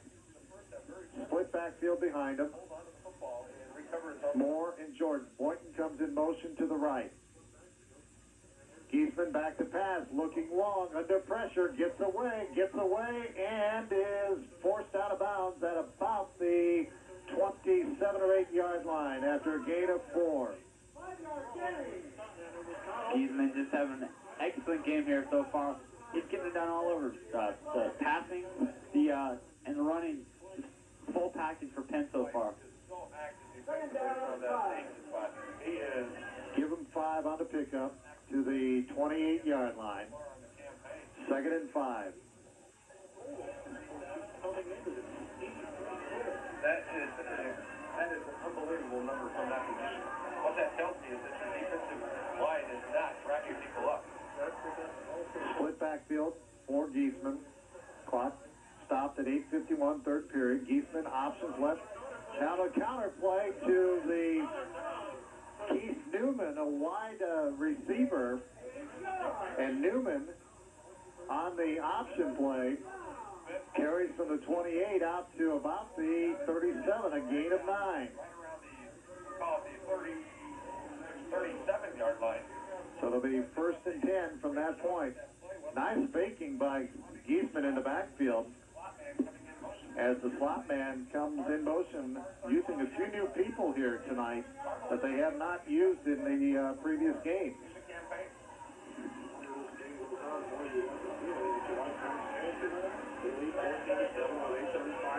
Geisman, long count at the line of scrimmage, fakes, back to throw, looks deep, arches it, got a man wide open, caught, 25, 20, and out of bounds. Wide open was Kevin Flanagan. Somebody blew a coverage for the Greyhounds in the secondary, and he's all the way down to the 20-yard line. He just arched that ball, and it wasn't a Greyhound within 10 yards of him. That's a big, huge play for Penn. They want to go early here in the second half, and that's the way to do it. Is they're heading to the quarterback, trying to receive a wide down the field, uncovered, and got the first down with 43-yard pass play. First and 10, Penn at the Greyhound 20-yard line. Geisman has a man in motion to the right side, counters back to that side to Moore, and Brian Moore gains a couple of yards down to about the 18-yard line. 2nd and 8.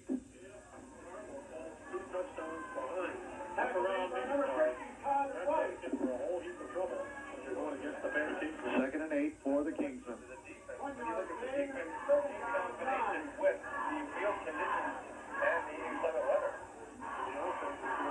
Moore and Jordan behind Geisman in the split backfield. Flanagan split far to the right. Geisman rolls to his right, fires, and it is incomplete. Intended for Boynton, right at the sideline. So it'll be 3rd and 8 for the Kingsmen at the 18-yard line.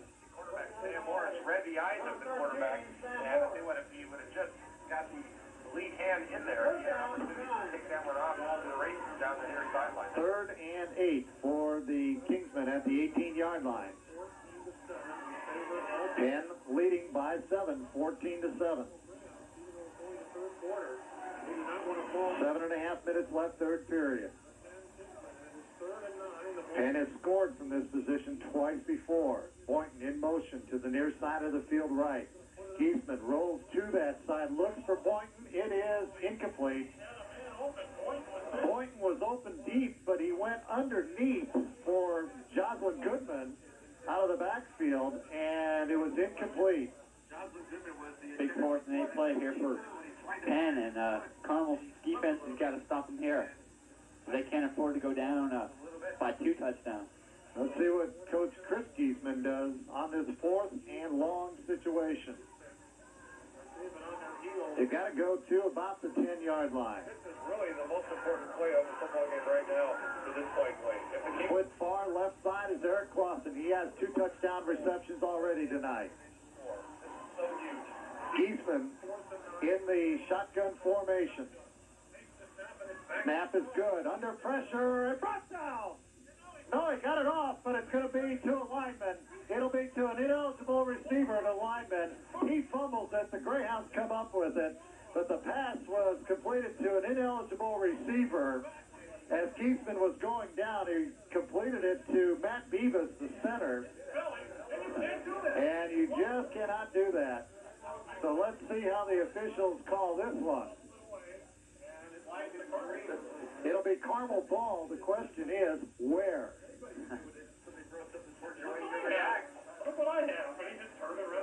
The Greyhounds are going to have the football. The question is exactly where are they going to have the football, because an ineligible receiver on a 4th down play. So the Greyhounds shot themselves in the foot numerous times via the penalties. Now they came. It's declined, and the Greyhounds will take over 1st and 10 from the 8-yard line, where the ball was recovered off the fumble. They had to decline it because it was a 4th down play, and if they'd have taken the penalty, it would have moved it back, but Penn would have had another shot at it. So the Greyhounds take over at the 8-yard line. I guess that's going to be a completed pass to the 8-yard line. Well, no, wait a minute. Right near the hash mark on the far side, right around the 25-yard line. He is unhappy with you. Now, wait a minute. That doesn't make any sense. Matter of fact, 4 or 5 of these. Well, no, wait a minute. There was a fumble. I'm sorry. I forgot about the fumble. It does make sense with the fumble recovered by Carmel. If Penn had held onto the football, the ball would not be at the 8-yard line. But at any rate, the Greyhounds have it. 6:52 left. Strange play from Penn. I got to figure that goes as a fumble. Here's Walters now, the quarterback. He hands it off to the fullback. Walters hands it off to Lawhorn. It gets out to about the 10-yard line, a gain of 2. Little or no gain. Second and about 8 for the Greyhounds. That was a strange play. Coach Jim Belton was very, very upset about it because he might have said that was an intentional fumble down deep there by the center, Beavis, who took the ineligible pass. I don't know. That was a strange play. But lucky for the Greyhounds, they did stop Penn there and take over. Thing of it is, they had him stopped on the ineligible pass. Hand off to Lawhorn again, and he gets another yard out to about the 11-yard line. A lot of faking out there, but no yardage being picked up by the Greyhounds as they are deep in their own territory. Penn got a big break on that play. An ineligible receiver caught the ball at about the 20-yard line, ran it down to the 10-yard line, fumbled. Carmel recovered. They had to decline the penalty to keep the football. 5.5 minutes left in the third period. 14-7, Carmel down by 7. Walters wants the option, gets away from a couple of men, runs into another one, gets away, still going near the first down. He's going to be just shy, fumbles the football. Who's got it? Penn thinks they do, and they do. Wow. Big play by Penn there. Walters got out to about the 18-yard line and then fumbled, and it was recovered by Penn. So the Kingsmen have everything going their way after that strange play set this whole thing up.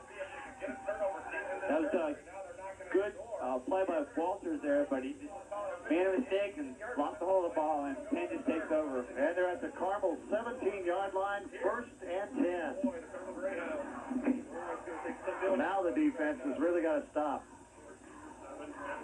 Giesman has the wing to the right side, flanker left, 2 setbacks behind him. Fakes the pitch, tries to counter, and this time they've got it.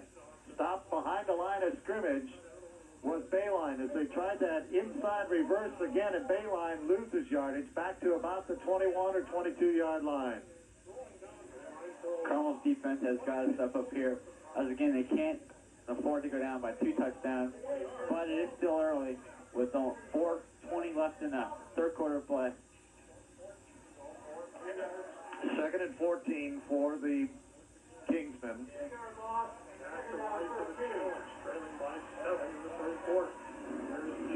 Giesman fakes, rolls left, fires downfield. It is complete to Boynton for the first down. Inside the 10-yard line, down to about the 7-yard line. Still spotted at the 6, a pickup of 15, 1st and goal for the Kingsmen from that point. Giesman rolled left, had some pressure on him, but was able to get the pass away to Boynton. Boynton, the big tight end, 6'1", 180-pound senior, leading receiver on this Penn football team.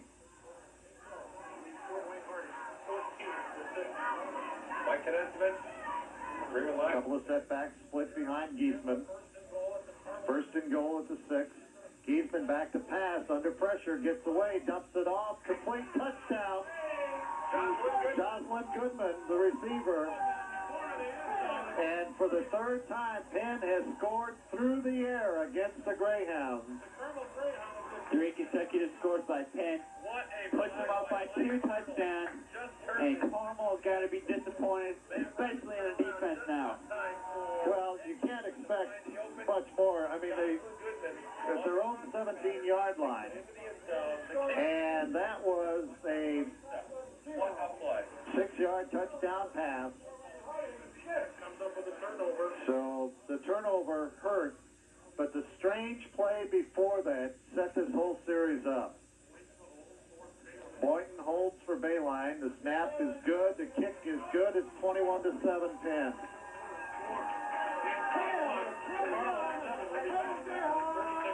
21-7, Penn on top. The Greyhounds are going to have to regroup offensively now. Get something started here. With 3:45 remaining to be played in the third period of play from Penn. Don't be talking about the yard date of it. No, I wouldn't do it. Penn's touchdown drive after the fumble was 3 plays, 18 yards. So the Greyhounds will now try to get something going offensively. And I'm sure that off this kick by Bayline, whether it be short or not, they'd like to get it in the hands of Bobby Stevens. Last time, Moeller stepped in front of him. You got Moeller, Stevens, and Polk back deep. Stevens in the center, standing at his own 10-yard line. Polk and Moeller up at about the 20-yard line. Bayline's kick will go to Bobby Stevens at the 11, to the 20. 25, out across the 25 to about the 30-yard line. As Bayline, the kicker, came in there and knifed him down at about the 31-yard line. So Bobby Stevens took it at about his own 15-yard line. Returned it to the 31. And that's where the Greyhounds will start. They mark it actually right at the 30-yard line.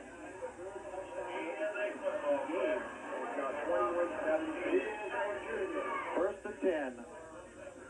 Carmel Greyhounds, they led 21-7 over Fort Center last week. Now they must come from behind, down 21-7. Walters fakes into the line, looks, fires, intercepted at the 25.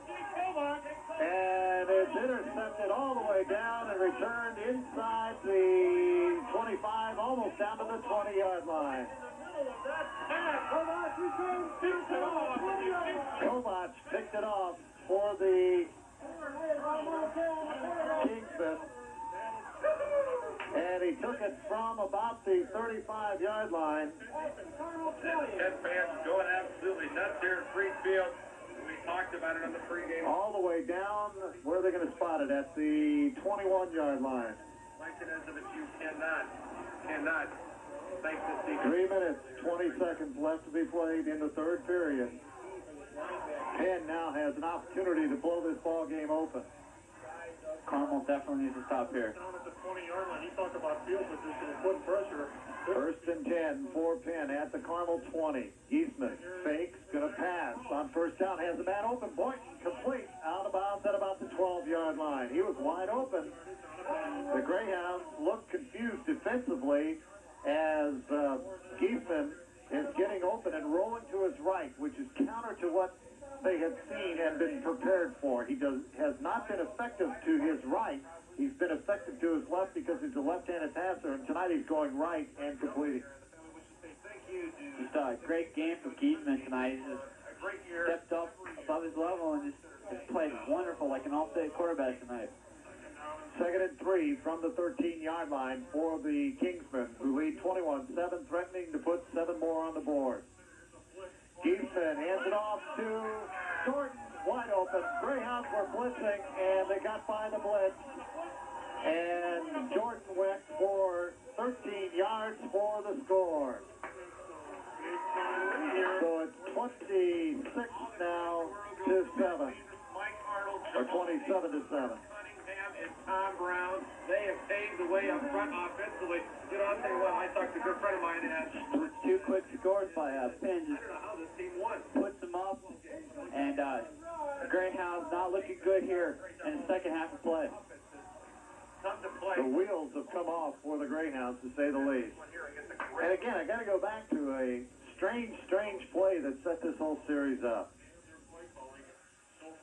Kick is good by Bayline, and it's 28-7. Penn leads with 2:58 left in the third period of play. And the Kingsmen will kick off to the Carmel Greyhounds, who now need to get on the board relatively quickly. They need 3 scores. And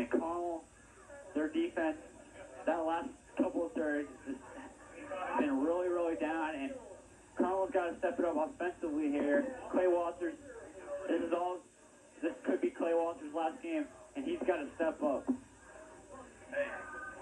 Clay, of course, is concentrating on football and will be playing major college football somewhere once he makes his decision.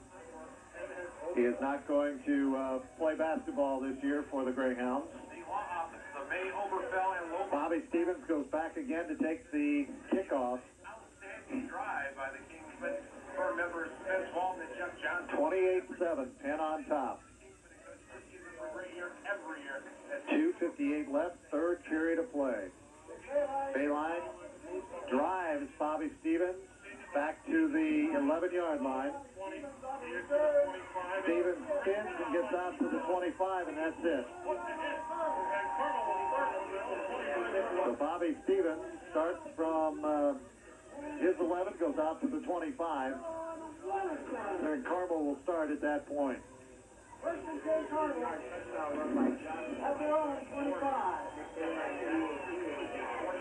Well, here's the case, Kevin, where the Greyhounds cannot get rattled. They have to stick with their game plan. And if that is to run it up the middle and up the gut with Jim Lawhorn, they got to do that.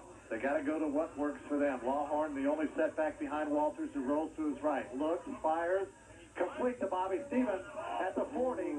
And he's brought down just shy of the 40 at about the 38-yard line. Bobby Stevens on the catch. A good 14-yard pickup on the first play. It'll be 1st and 10 for the Greyhounds at the 39-yard line. Greyhounds do have the offensive weapons to move the football. Clay Walters has put the ball up box. Carmel can't move the ball quick. They can't go exceptionally deep, but they can throw underneath. Walters drops deep, sets up the screen, complete again to Bobby Stevens. He cuts inside. I think that's Stevens. Yes, it is. It's Bobby Stevens. So Walters hits Stevens on the screen to the left side, and it should be a first down.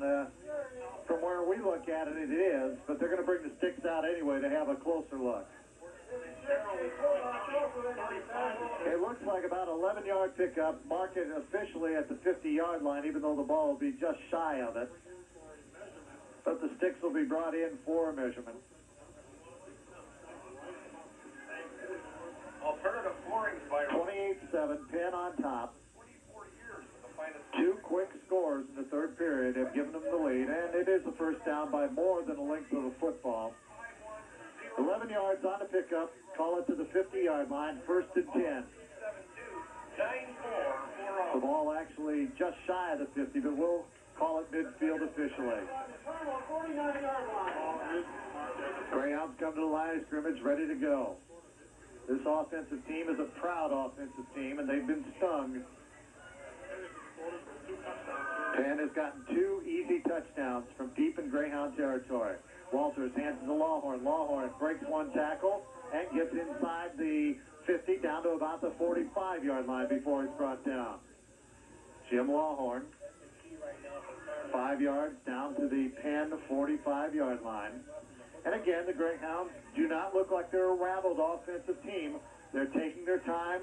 They're doing what they do best to get back into this football game. We still have the whole 4th quarter of play to come, plus a minute 35 here in the 3rd. 4 wide receivers in the set for the Greyhounds. Handoff inside to Lawhorn. He tries to dive forward and is tripped up after only a couple of yards. That'll be down to the 43-yard line, where it'll be 3rd and call it 3 for the Hounds. Tremendous job on the defense. Sarah checks out for the Hounds. Clark comes in. Now Sarah comes back in with the play for Clay Walters. Wells and Stevens go to the right side. Sarah and Clark come left. One setback, that's Lawhorn. Clay, a quick call, fakes into the line, looks downfield, nothing there. Going to try to get the first down himself, dives for the sticks, and I think he's going to be just shy, depending on where they spot the football. I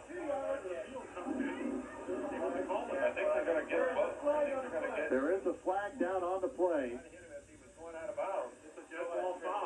Dead ball foul. Personal foul against Penn. A big break for the Greyhounds. That is a big break for the Greyhounds. And the Greyhounds are moving the ball very well in this series. And they really need to score here. Well, that'll move it down to about the 27-yard line. And I think that is the first penalty against the Penn Kingsmen here tonight.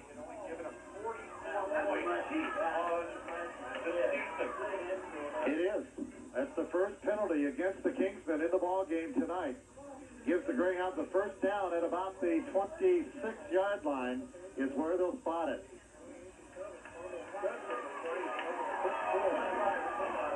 37 seconds left, third period. The Greyhounds will have one play here in the third period. Walters to the line of scrimmage. I formation behind him. Two wideouts. Fake the handoff. Blitz by the Kingsmen. Walters gets away. Has a man open in the end zone. Bobby Stevens. He is down at the 1-yard line. Stevens was in the end zone. Had to come back out of the end zone to make the reception at the 1-yard line. But it'll be first and goal for the Greyhounds from that point. Clay Walters shows why he's an all-state quarterback and that he was under pressure.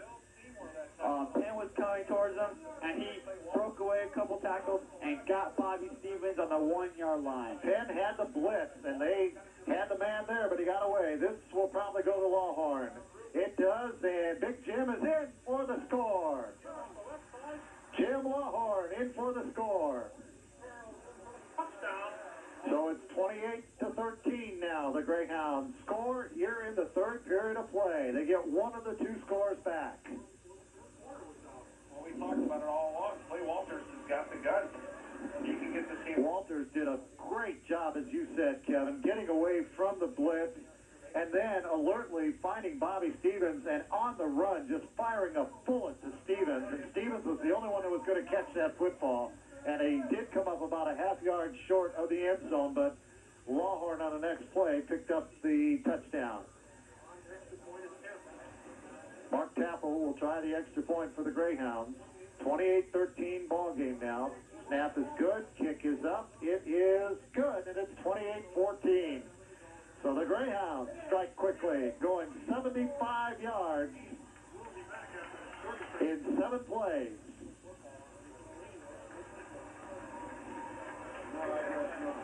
So the Greyhounds are right back in this football game, but now it'll be up to the defense. Now it's up to the defense to stop the Penn Kingsmen offensively. This defense can do it, and they got to step up now. It's big as they're down by 2 touchdowns and going into the crucial fourth quarter of play. Mark Tappel will kick it off for the Carmel Greyhounds.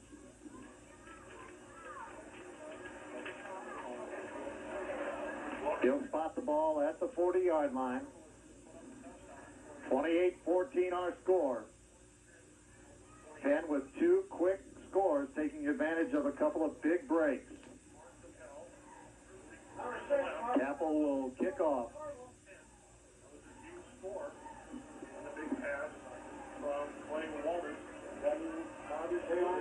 Tappel's approach. It's an onside kick, and the Greyhounds got it. I believe Tappel's got it. He had it, but then did he lose it? He had it, but then did he lose it? Who's got it? They're still looking.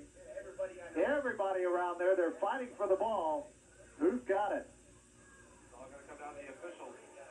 It was past 10 yards. There's no doubt about that. Before Tappel touched it.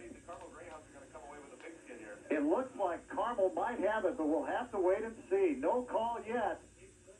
The Greyhounds have it. The Greyhounds have it. On the onside kick, Mark Tappel recovering his own kick.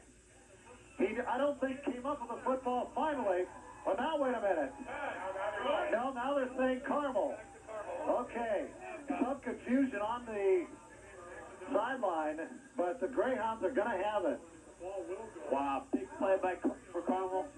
As just a heads-up play by Carmel as Tappel just gets the ball on the outside kick, and they all fight for it, and Carmel comes away with it. 1 second left in the third period of play, and that is going to be the end of the third period of play. A wild third period of play from Freed Field in Mishawaka.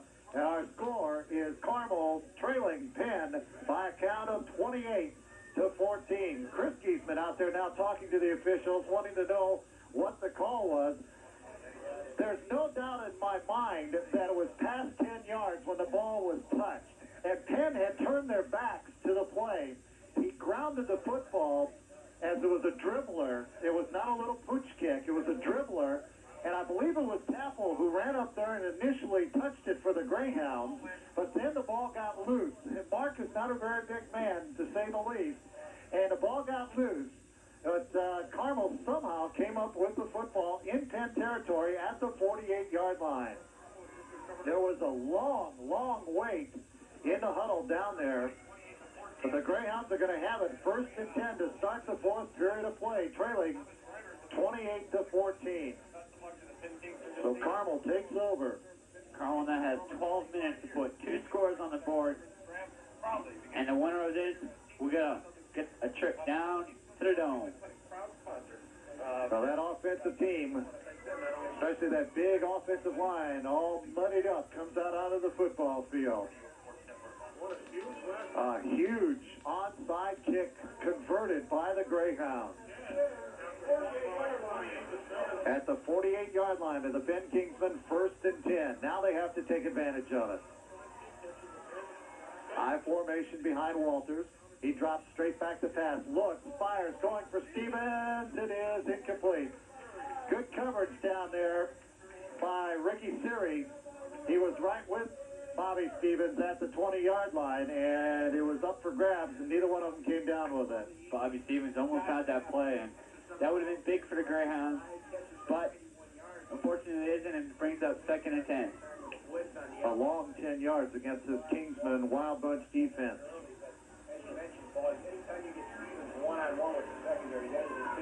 Just into the 4th period of play, 28-14.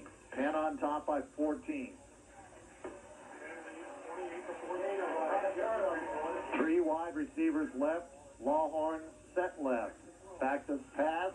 Walters pumps twice, fires, and somebody miscommunicated. Jeff Wells, it looked like it was intended for on the far side, incomplete. There was nobody there. Wells was the closest. So it'll be 3rd and 10. And the long pass sort of surprises me. I don't think the Greyhounds are that effective long passing. They're better short underneath and let the receivers run with the football. Greyhounds, 3rd down and 10. They have to utilize that kick recovery, and that would be big if they wouldn't. If they can't convert the onside kick, at least into a 1st down, it'll be a big defensive stand by the Kingsmen. Shotgun for Walters. Back to pass, looks, fires, intercepted at the 30-yard line. Down to the 40, to the 45-yard line. We've got a flag down on the run back. And let's see what the flag is going to be on the run back. Probably an illegal block or a clip. That's what it is, an illegal block. So returned from the 30 to the 43. But then there's a penalty. And that'll be an illegal block. But Penn will have the football back at about the 28-yard line. 11:33 remaining to be played. Clay tried to force that one in. There was nothing there. Good coverage again on the deep pattern.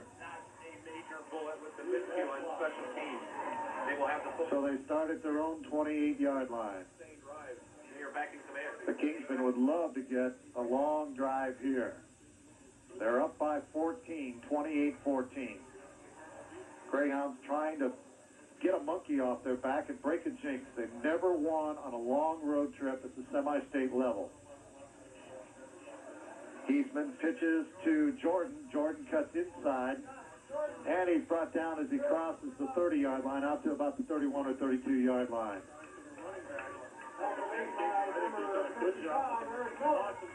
Eric Miller in on a stop for the Greyhounds. Pick up a 3 out to the 31-yard line. 2nd and 7. Defense once again has got to step up here and stop this Penn team. This Penn team can't score. The Greyhounds can't afford that.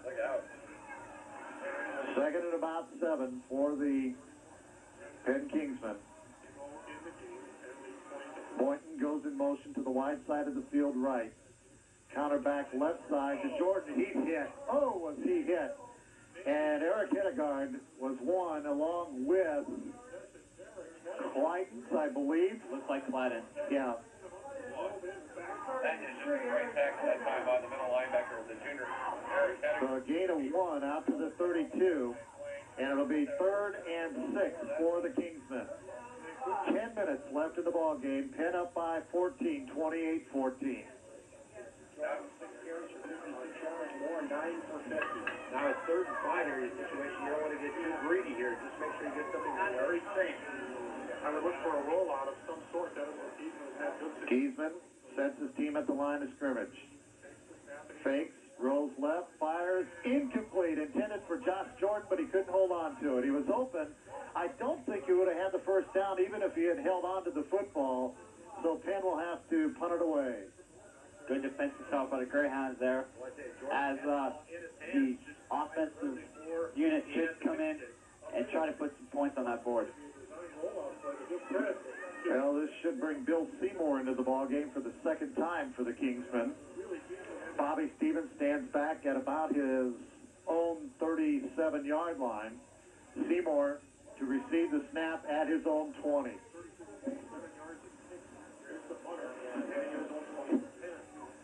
Snap is good. He booms a high kick. Stevens is going to take it at the 37-yard line. Gets to the 40, gets a block, and a penalty flag comes out across midfield and into territory of Penn down to the 42-yard line, but a flag is down way back at the Greyhounds' own 42-yard line. So the punt back to the Carmel 30-yard line, returned to the Penn 44 by Bobby Stevens, but an illegal block is going to be called, and that'll move it 15 yards back, probably to about the 27-yard line from the spot of the foul. That's huge for Too many penalties for the Greyhounds in this football game. They're killing themselves. Yeah, they're just not playing the way they should be playing. They are just shooting themselves in the foot. When they get a good play, it's nullified by a penalty. All right, Clay Walters sets a split backfield behind him, fakes into the line, rolls left, deep, low, in trouble, looks, fires, it is complete! Wow! Jeff Wells, I believe, is the receiver, yes. Wells on the reception. Once again, Clay Walters under all kinds of pressure, almost right down, and just gets it off right to Wells. 17-yard pickup out to the 44-yard line as Walters got that away as he was being brought down. Penn was all over him, and he somehow got it away and averted a loss all the way back to the 20-yard line, and now he has it out at the 44. 1st and 10. Carmel, I throw the football. And a pitch goes to Clemens around the left side into that muddy area. Keeps going, still spins away, still going, and he gets more yardage down to the 45-yard line of 10. What a run by Gabe Clemens. Carmel moving it up a notch in the intensity level. About an 11 or 12-yard pickup for the Carmel Greyhounds. And he goes down to the Penn 45-yard line. Gabe Clemens down to the 45. 1st and 10. 8:37 left in the ball game. Penn up by 14, 28-14.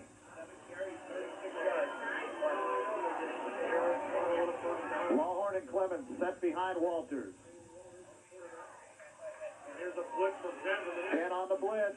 Walters gets away, in trouble, fires.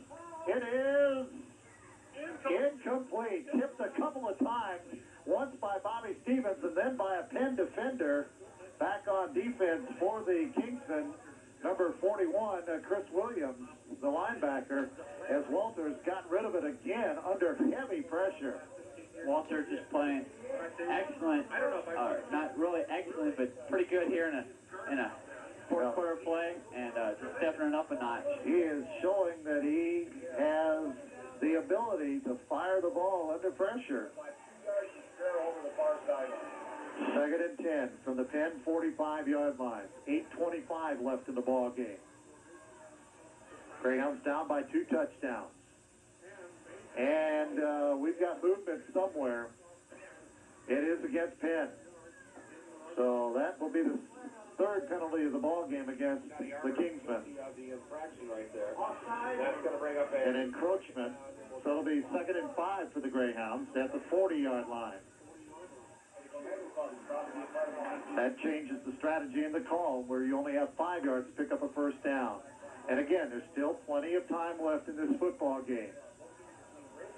28-14, 8:25 left in the game.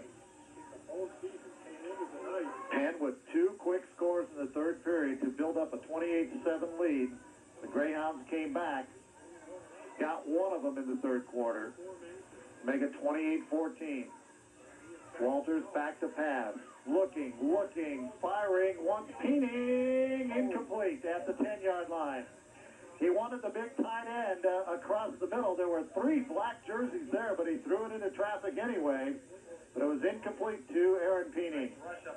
Penn had a lot of pressure on Clay Walters that time, and now it's 3rd and 5 as the Greyhounds have gone virtually to their passing game.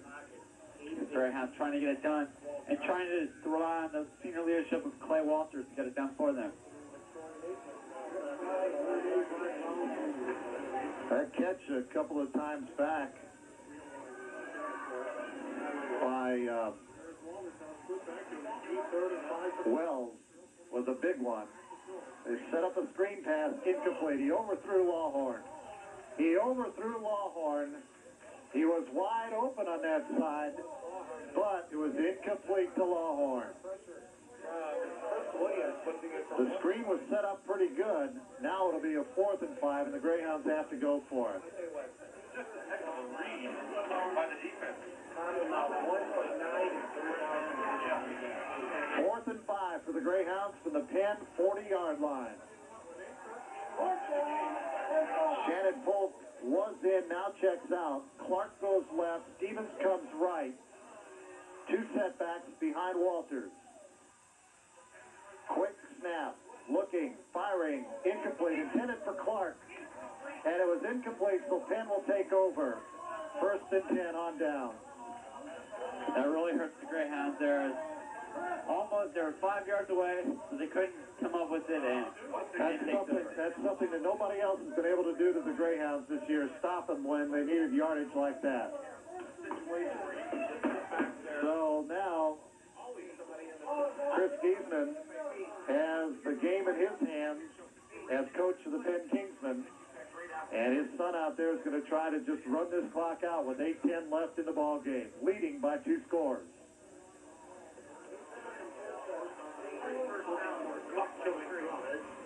Giesman, a long count, keeps, as he missed, I think, the intended running back, and he just kept the ball in the backfield and got about a yard maybe at most. So they move it out to the 41-yard line. 2nd and 9. good defense there by Greyhounds. Ben Folk with the stop for the Hounds.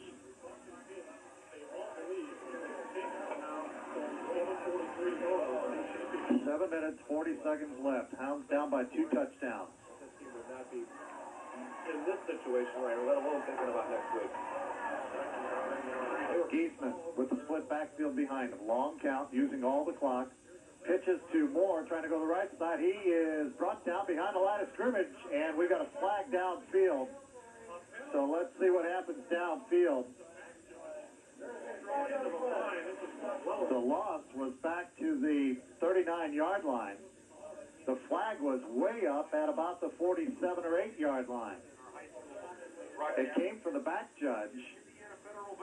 And let's see what the call is going to be. If it's against Penn, Carmel will probably decline the penalty and take the 2-yard or 3-yard loss. They're talking to Eric Hedegaard out there, the defensive captain for the Greyhounds.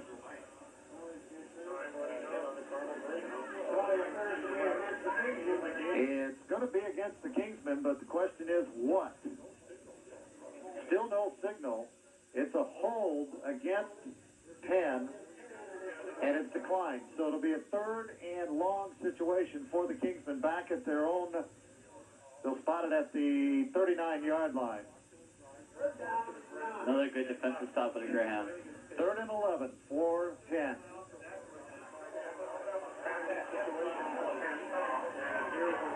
Now let's see what the Kingsmen do. They send 2 wide receivers. That's Clausen and Flanagan to the left side. Moore and Jordan are split behind Geisman. Boynton, the tight end, is on the right side.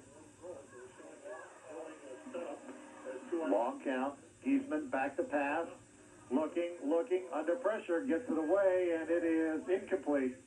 Looked like it was intended for Boynton coming from the far side, but he couldn't get back to it, so it's incomplete. And it'll be 4th down, and Penn will have to punt it away, and the Greyhounds will get another shot. Good pressure by Falk there on Geisman. And with 6:50, it's 6:50 left in the season. If the Greyhounds can't score, the seniors have got to step it up, as this could be their last game. The last 6 minutes, 50 seconds. 4th down. Seymour to put it away. One final score off the roll. Carroll, 34, and Coach Seymour, and they will be in the zone. Another final, 3 more going back to the zone. They beat Southwood 28-6. 2-5 coming up for Penn. Seymour standing back in the zone. Seymour, long count at the line of scrimmage. And the kick is a deep one. Drives Stevens back all the way to the 5-yard line, and the ball is going to be picked up there by Bobby Stevens at the 6. He slips and gets out to about the 10, and that's about it. What a kick to the Carmel 6-yard line, returned to the 10 by Bobby Stevens. But that would be a 55-yard punt, and Penn is that much closer to going to the Dome next week. 6:34 left after the 55-yard punt. How would you like to be Chris Geisman? The ball spotted at the 10-yard line. Greyhounds 90 yards away from a score. They are not what you would call an explosive football team either. They need time, and time is running out. Looks like it's raining or misting out there now, or foggy of some sort. Look up in the lights. High formation. Walters options left side, keeps it, gets across the 15, out to the 16, 17, almost the 18-yard line.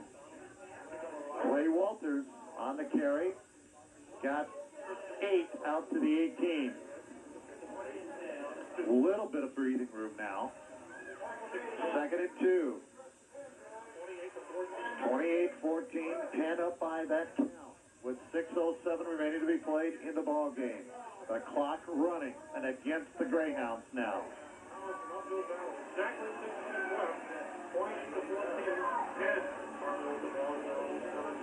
Walters drops back to pass. Looks, incomplete.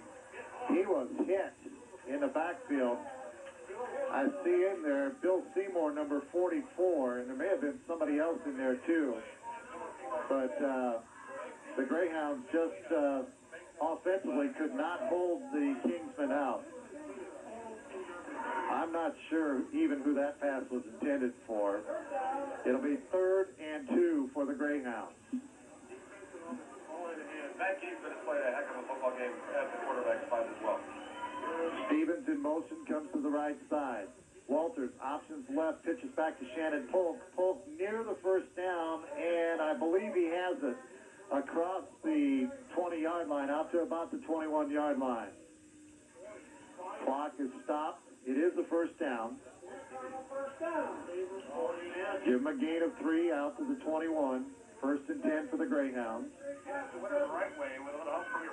But they're running out of time. 5:40 left in the ball game. Down by 2 scores. A quick score just is not going to come. What the Greyhounds need are 3 or 4 15-yard pickups real quick. Trips right shotgun formation. Walters back to pass, completes it to Moeller, I believe. Or is that Clark? Clark. That's Clark. Clark. Complete out across the 30, very close to a first down, and out of bounds, and they're going to call for the change to come from the far side of the field. So Clark picks up the pass. That is only his third reception of the year. Now an official timeout over there. Boy, the field all of a sudden is beginning to steam down there. It must have really turned cold. They have the new branch in Granger, and of course, the low production office.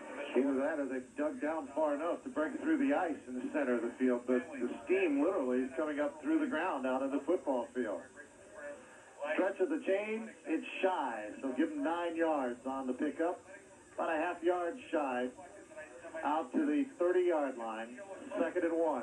This one's a free down here, so you might want to gamble to go deep, but you haven't had much success deep, so let's see what Coach Jim Belden does.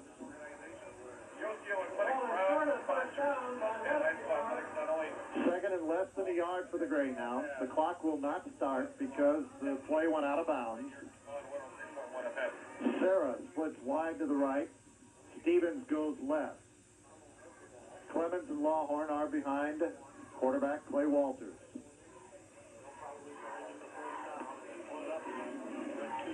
Pitch goes to Clemens. Clemens picks his way, 35, and almost breaks it out to about the 40-yard line. One man stopped about there, Gabe Clemens, on the cutback for the Greyhounds. Out to the 39, maybe the 40-yard line, a gain of almost 10. It'll be a first down. Give them 9 out to the 39-yard line. 1st and 10. 5 minutes left in the ball game. Greyhounds 61 yards plus another touchdown away from 10.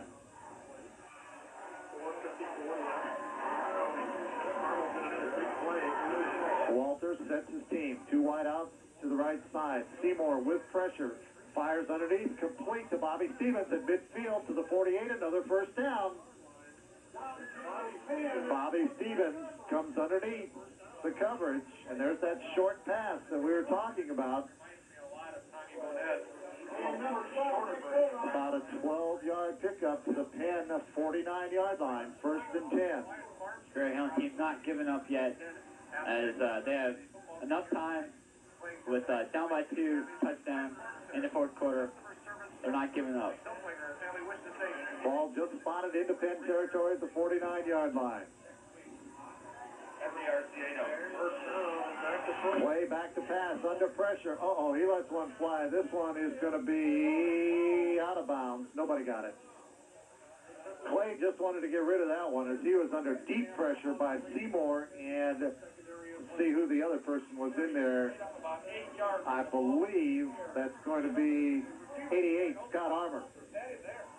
Out of nowhere. Intercept the ball and knock it out of bounds.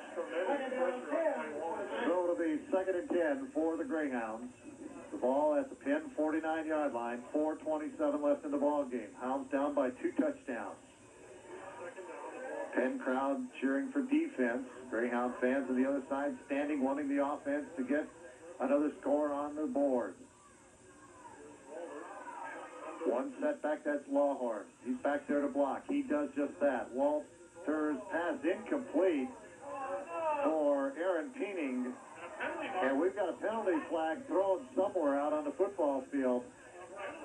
And let's see what that flag is going to be. That was in the vicinity of where Aaron Peening would have been for the reception. And let's see what the call is going to be. Penalty against Penn would be a big break for Carmel. It sure would.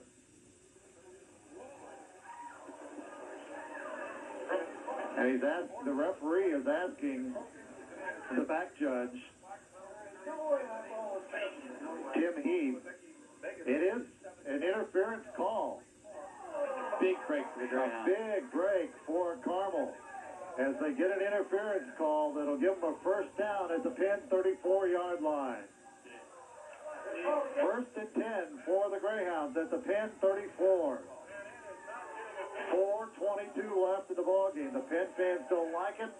I can't comment. I didn't really see where that flag was thrown, but somebody must have held Aaron Peening toward the end of the play. First and 10 for the Greyhounds, now at the Penn 34-yard line. 4:22 left in the ball game, down by 2 scores. Walters back to pass, fakes, and is going to be sacked. That time they tried the stop and go to Bobby Stevens, but Clay was just pressured too much. The first sack of the ball game. He could not get rid of it, and it was brought back down at the 42-yard line, a loss of 8. Second and 18 for the Hounds. Now they're in big trouble. They have not been able to convert in long-distance second or third down situations in this ball game. Clock running, too, under 4 minutes now. Greyhounds break to the line of scrimmage. Their uniforms almost imperceptible. Walters option off to Clemens. Clemens gets away from one tackle and then is brought down at about the 35-yard line after about a 7-yard pickup. And it'll be 3rd and 11 for the Greyhounds. 3.5 minutes left. He did get out of bounds to stop the clock.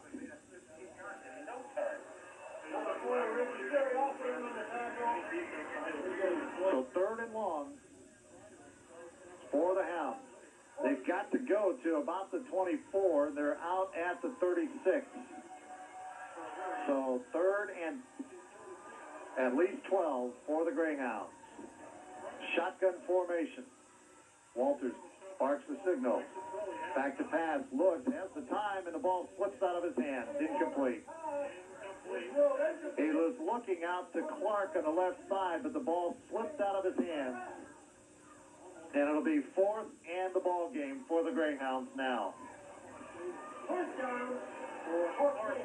think that's the safe bet right here. 3:28 to go in the 4th. 4th in the ball game for the Hounds. 3:28 left. Jim Belton has not called a timeout, and now we are going to have a timeout called by the Greyhounds. The first timeout of the half. Here in the second half. So with 3:28 left in the half, the Greyhounds will have a 4th and a long 12, almost 13. They've got to go to the 24-yard line. Women Lions are going to Silverdale.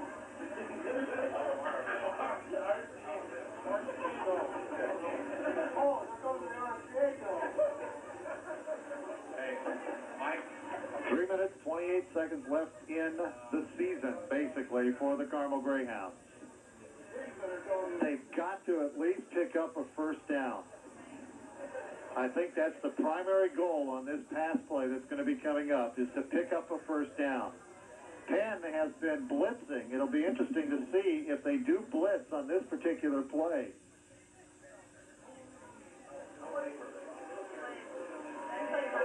The referees are trying to keep the footballs dry down on the field, and again, I can't tell if it's just a heavy mist or a fog or what down there on the football field, but it definitely is damp. Now they sit the football down. 4th and about 13 for the Hounds.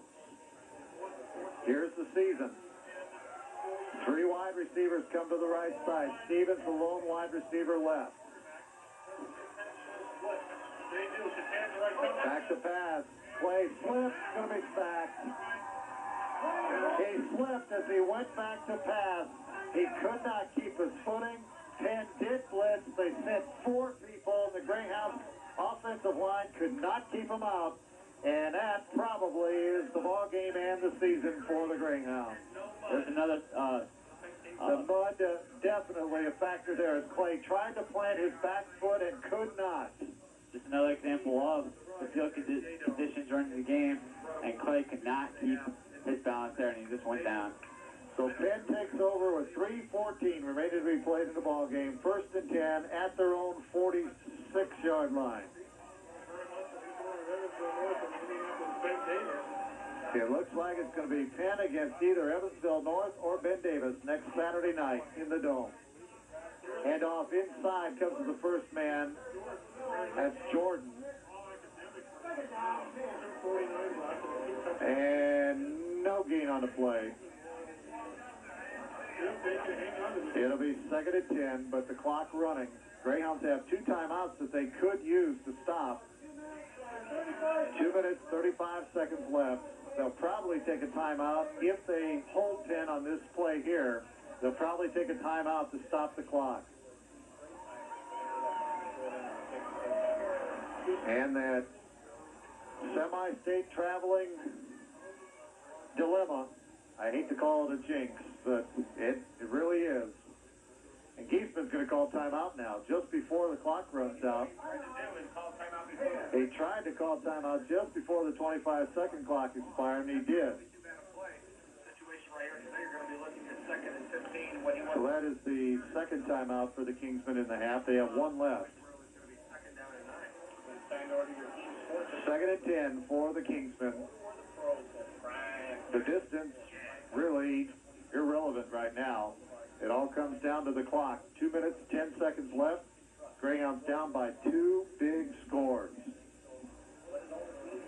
A weird play really set this second half collapse, and it really wasn't a collapse. It was just some strange play that forced the defense into critical situations 17, 18 yards away from the goal line, and you just cannot do that against the Penn Kingsman squad as opportunistic as they are. And they did convert. The Greyhounds had an opportunity and did not convert after an onside kick. And that, again, was a big turning part in this ball game, too. Well, our timeout is just about over. Penn will just keep it on the ground, use as much of the clock as they can. I would expect the Greyhounds to call a timeout after this play, especially if they stop the Kingsmen.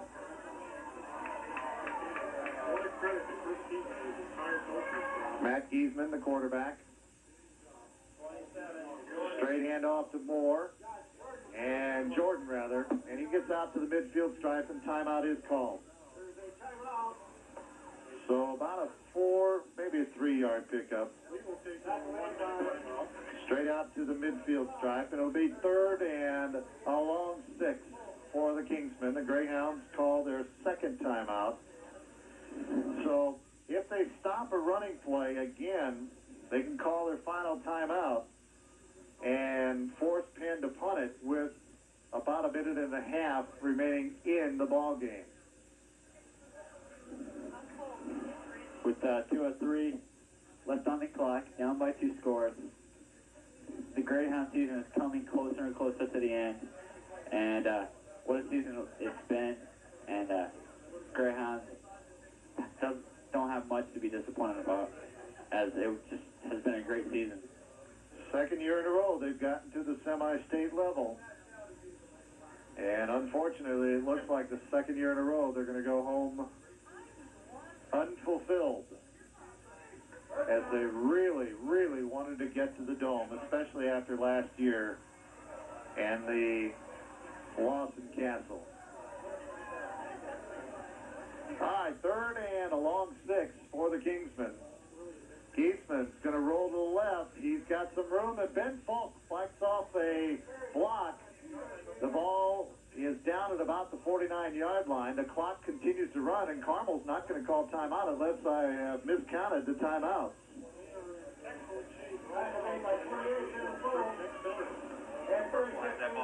So it'll be 1st and, or make that 4th and about 5 for Penn, and they're going to let the clock run out, or at least wait until that 15 seconds runs down on that clock, which would make it down to about the 1:13 mark. Carmel must be out of timeout. They must have miscounted. Snap is good to Seymour. Kick is end over end, and it is going to be fielded by Stevens at the 14. He jumps by 1, gets out to the 20 and out of bounds. Bobby Stevens gets out of bounds. This will be this could be Clay Walters' last drive as a Carmel Greyhound. So Carmel takes over. Just 1 minute and 9 seconds. 69 ticks of the clock. The ball spotted at the own 21-yard line, and as we've said all night long, especially in the second half, Carmel is not a quick strike ball club. Penn sends 7 men deep, 4-man rush. Walters back to pass, under pressure, and he gets it away in the vicinity of Jim Lawhorn, but that's stretching it quite a bit. Everybody was coming, and the Greyhound offensive line just is not holding up. Greyhounds don't look like the usual Greyhounds here tonight, as everything's went wrong for them, and they just really shot themselves in the foot. The penalties and the turnovers have really killed them tonight. Exactly. The penalties especially. Walters, 2nd and 10, rolls left, under pressure, hit from behind, and sacked. Nobody picked up Tomasi, Jason Tomasi. Nobody picked him up. And that's a loss all the way back to about the 11-yard line of 10 yards. 3rd and a bunch. It doesn't really matter. It should be a last play. Walters back to pass, under pressure again. Seymour has him this time. Seymour gets him again. This time way back at about the 5-yard line. What a second half for Penn. Tremendous second half for Penn, and that may be the last play of the game. The Greyhounds possibly could get one more off. They're at the line of scrimmage, 10 seconds left. This is the last play of the season for the Greyhounds. Penn is going to the dome. Walters just going to let fly, and it's incomplete to Bobby Stevens, and the clock runs out. Mercifully, Penn is going to the dome. So the Kingsmen are going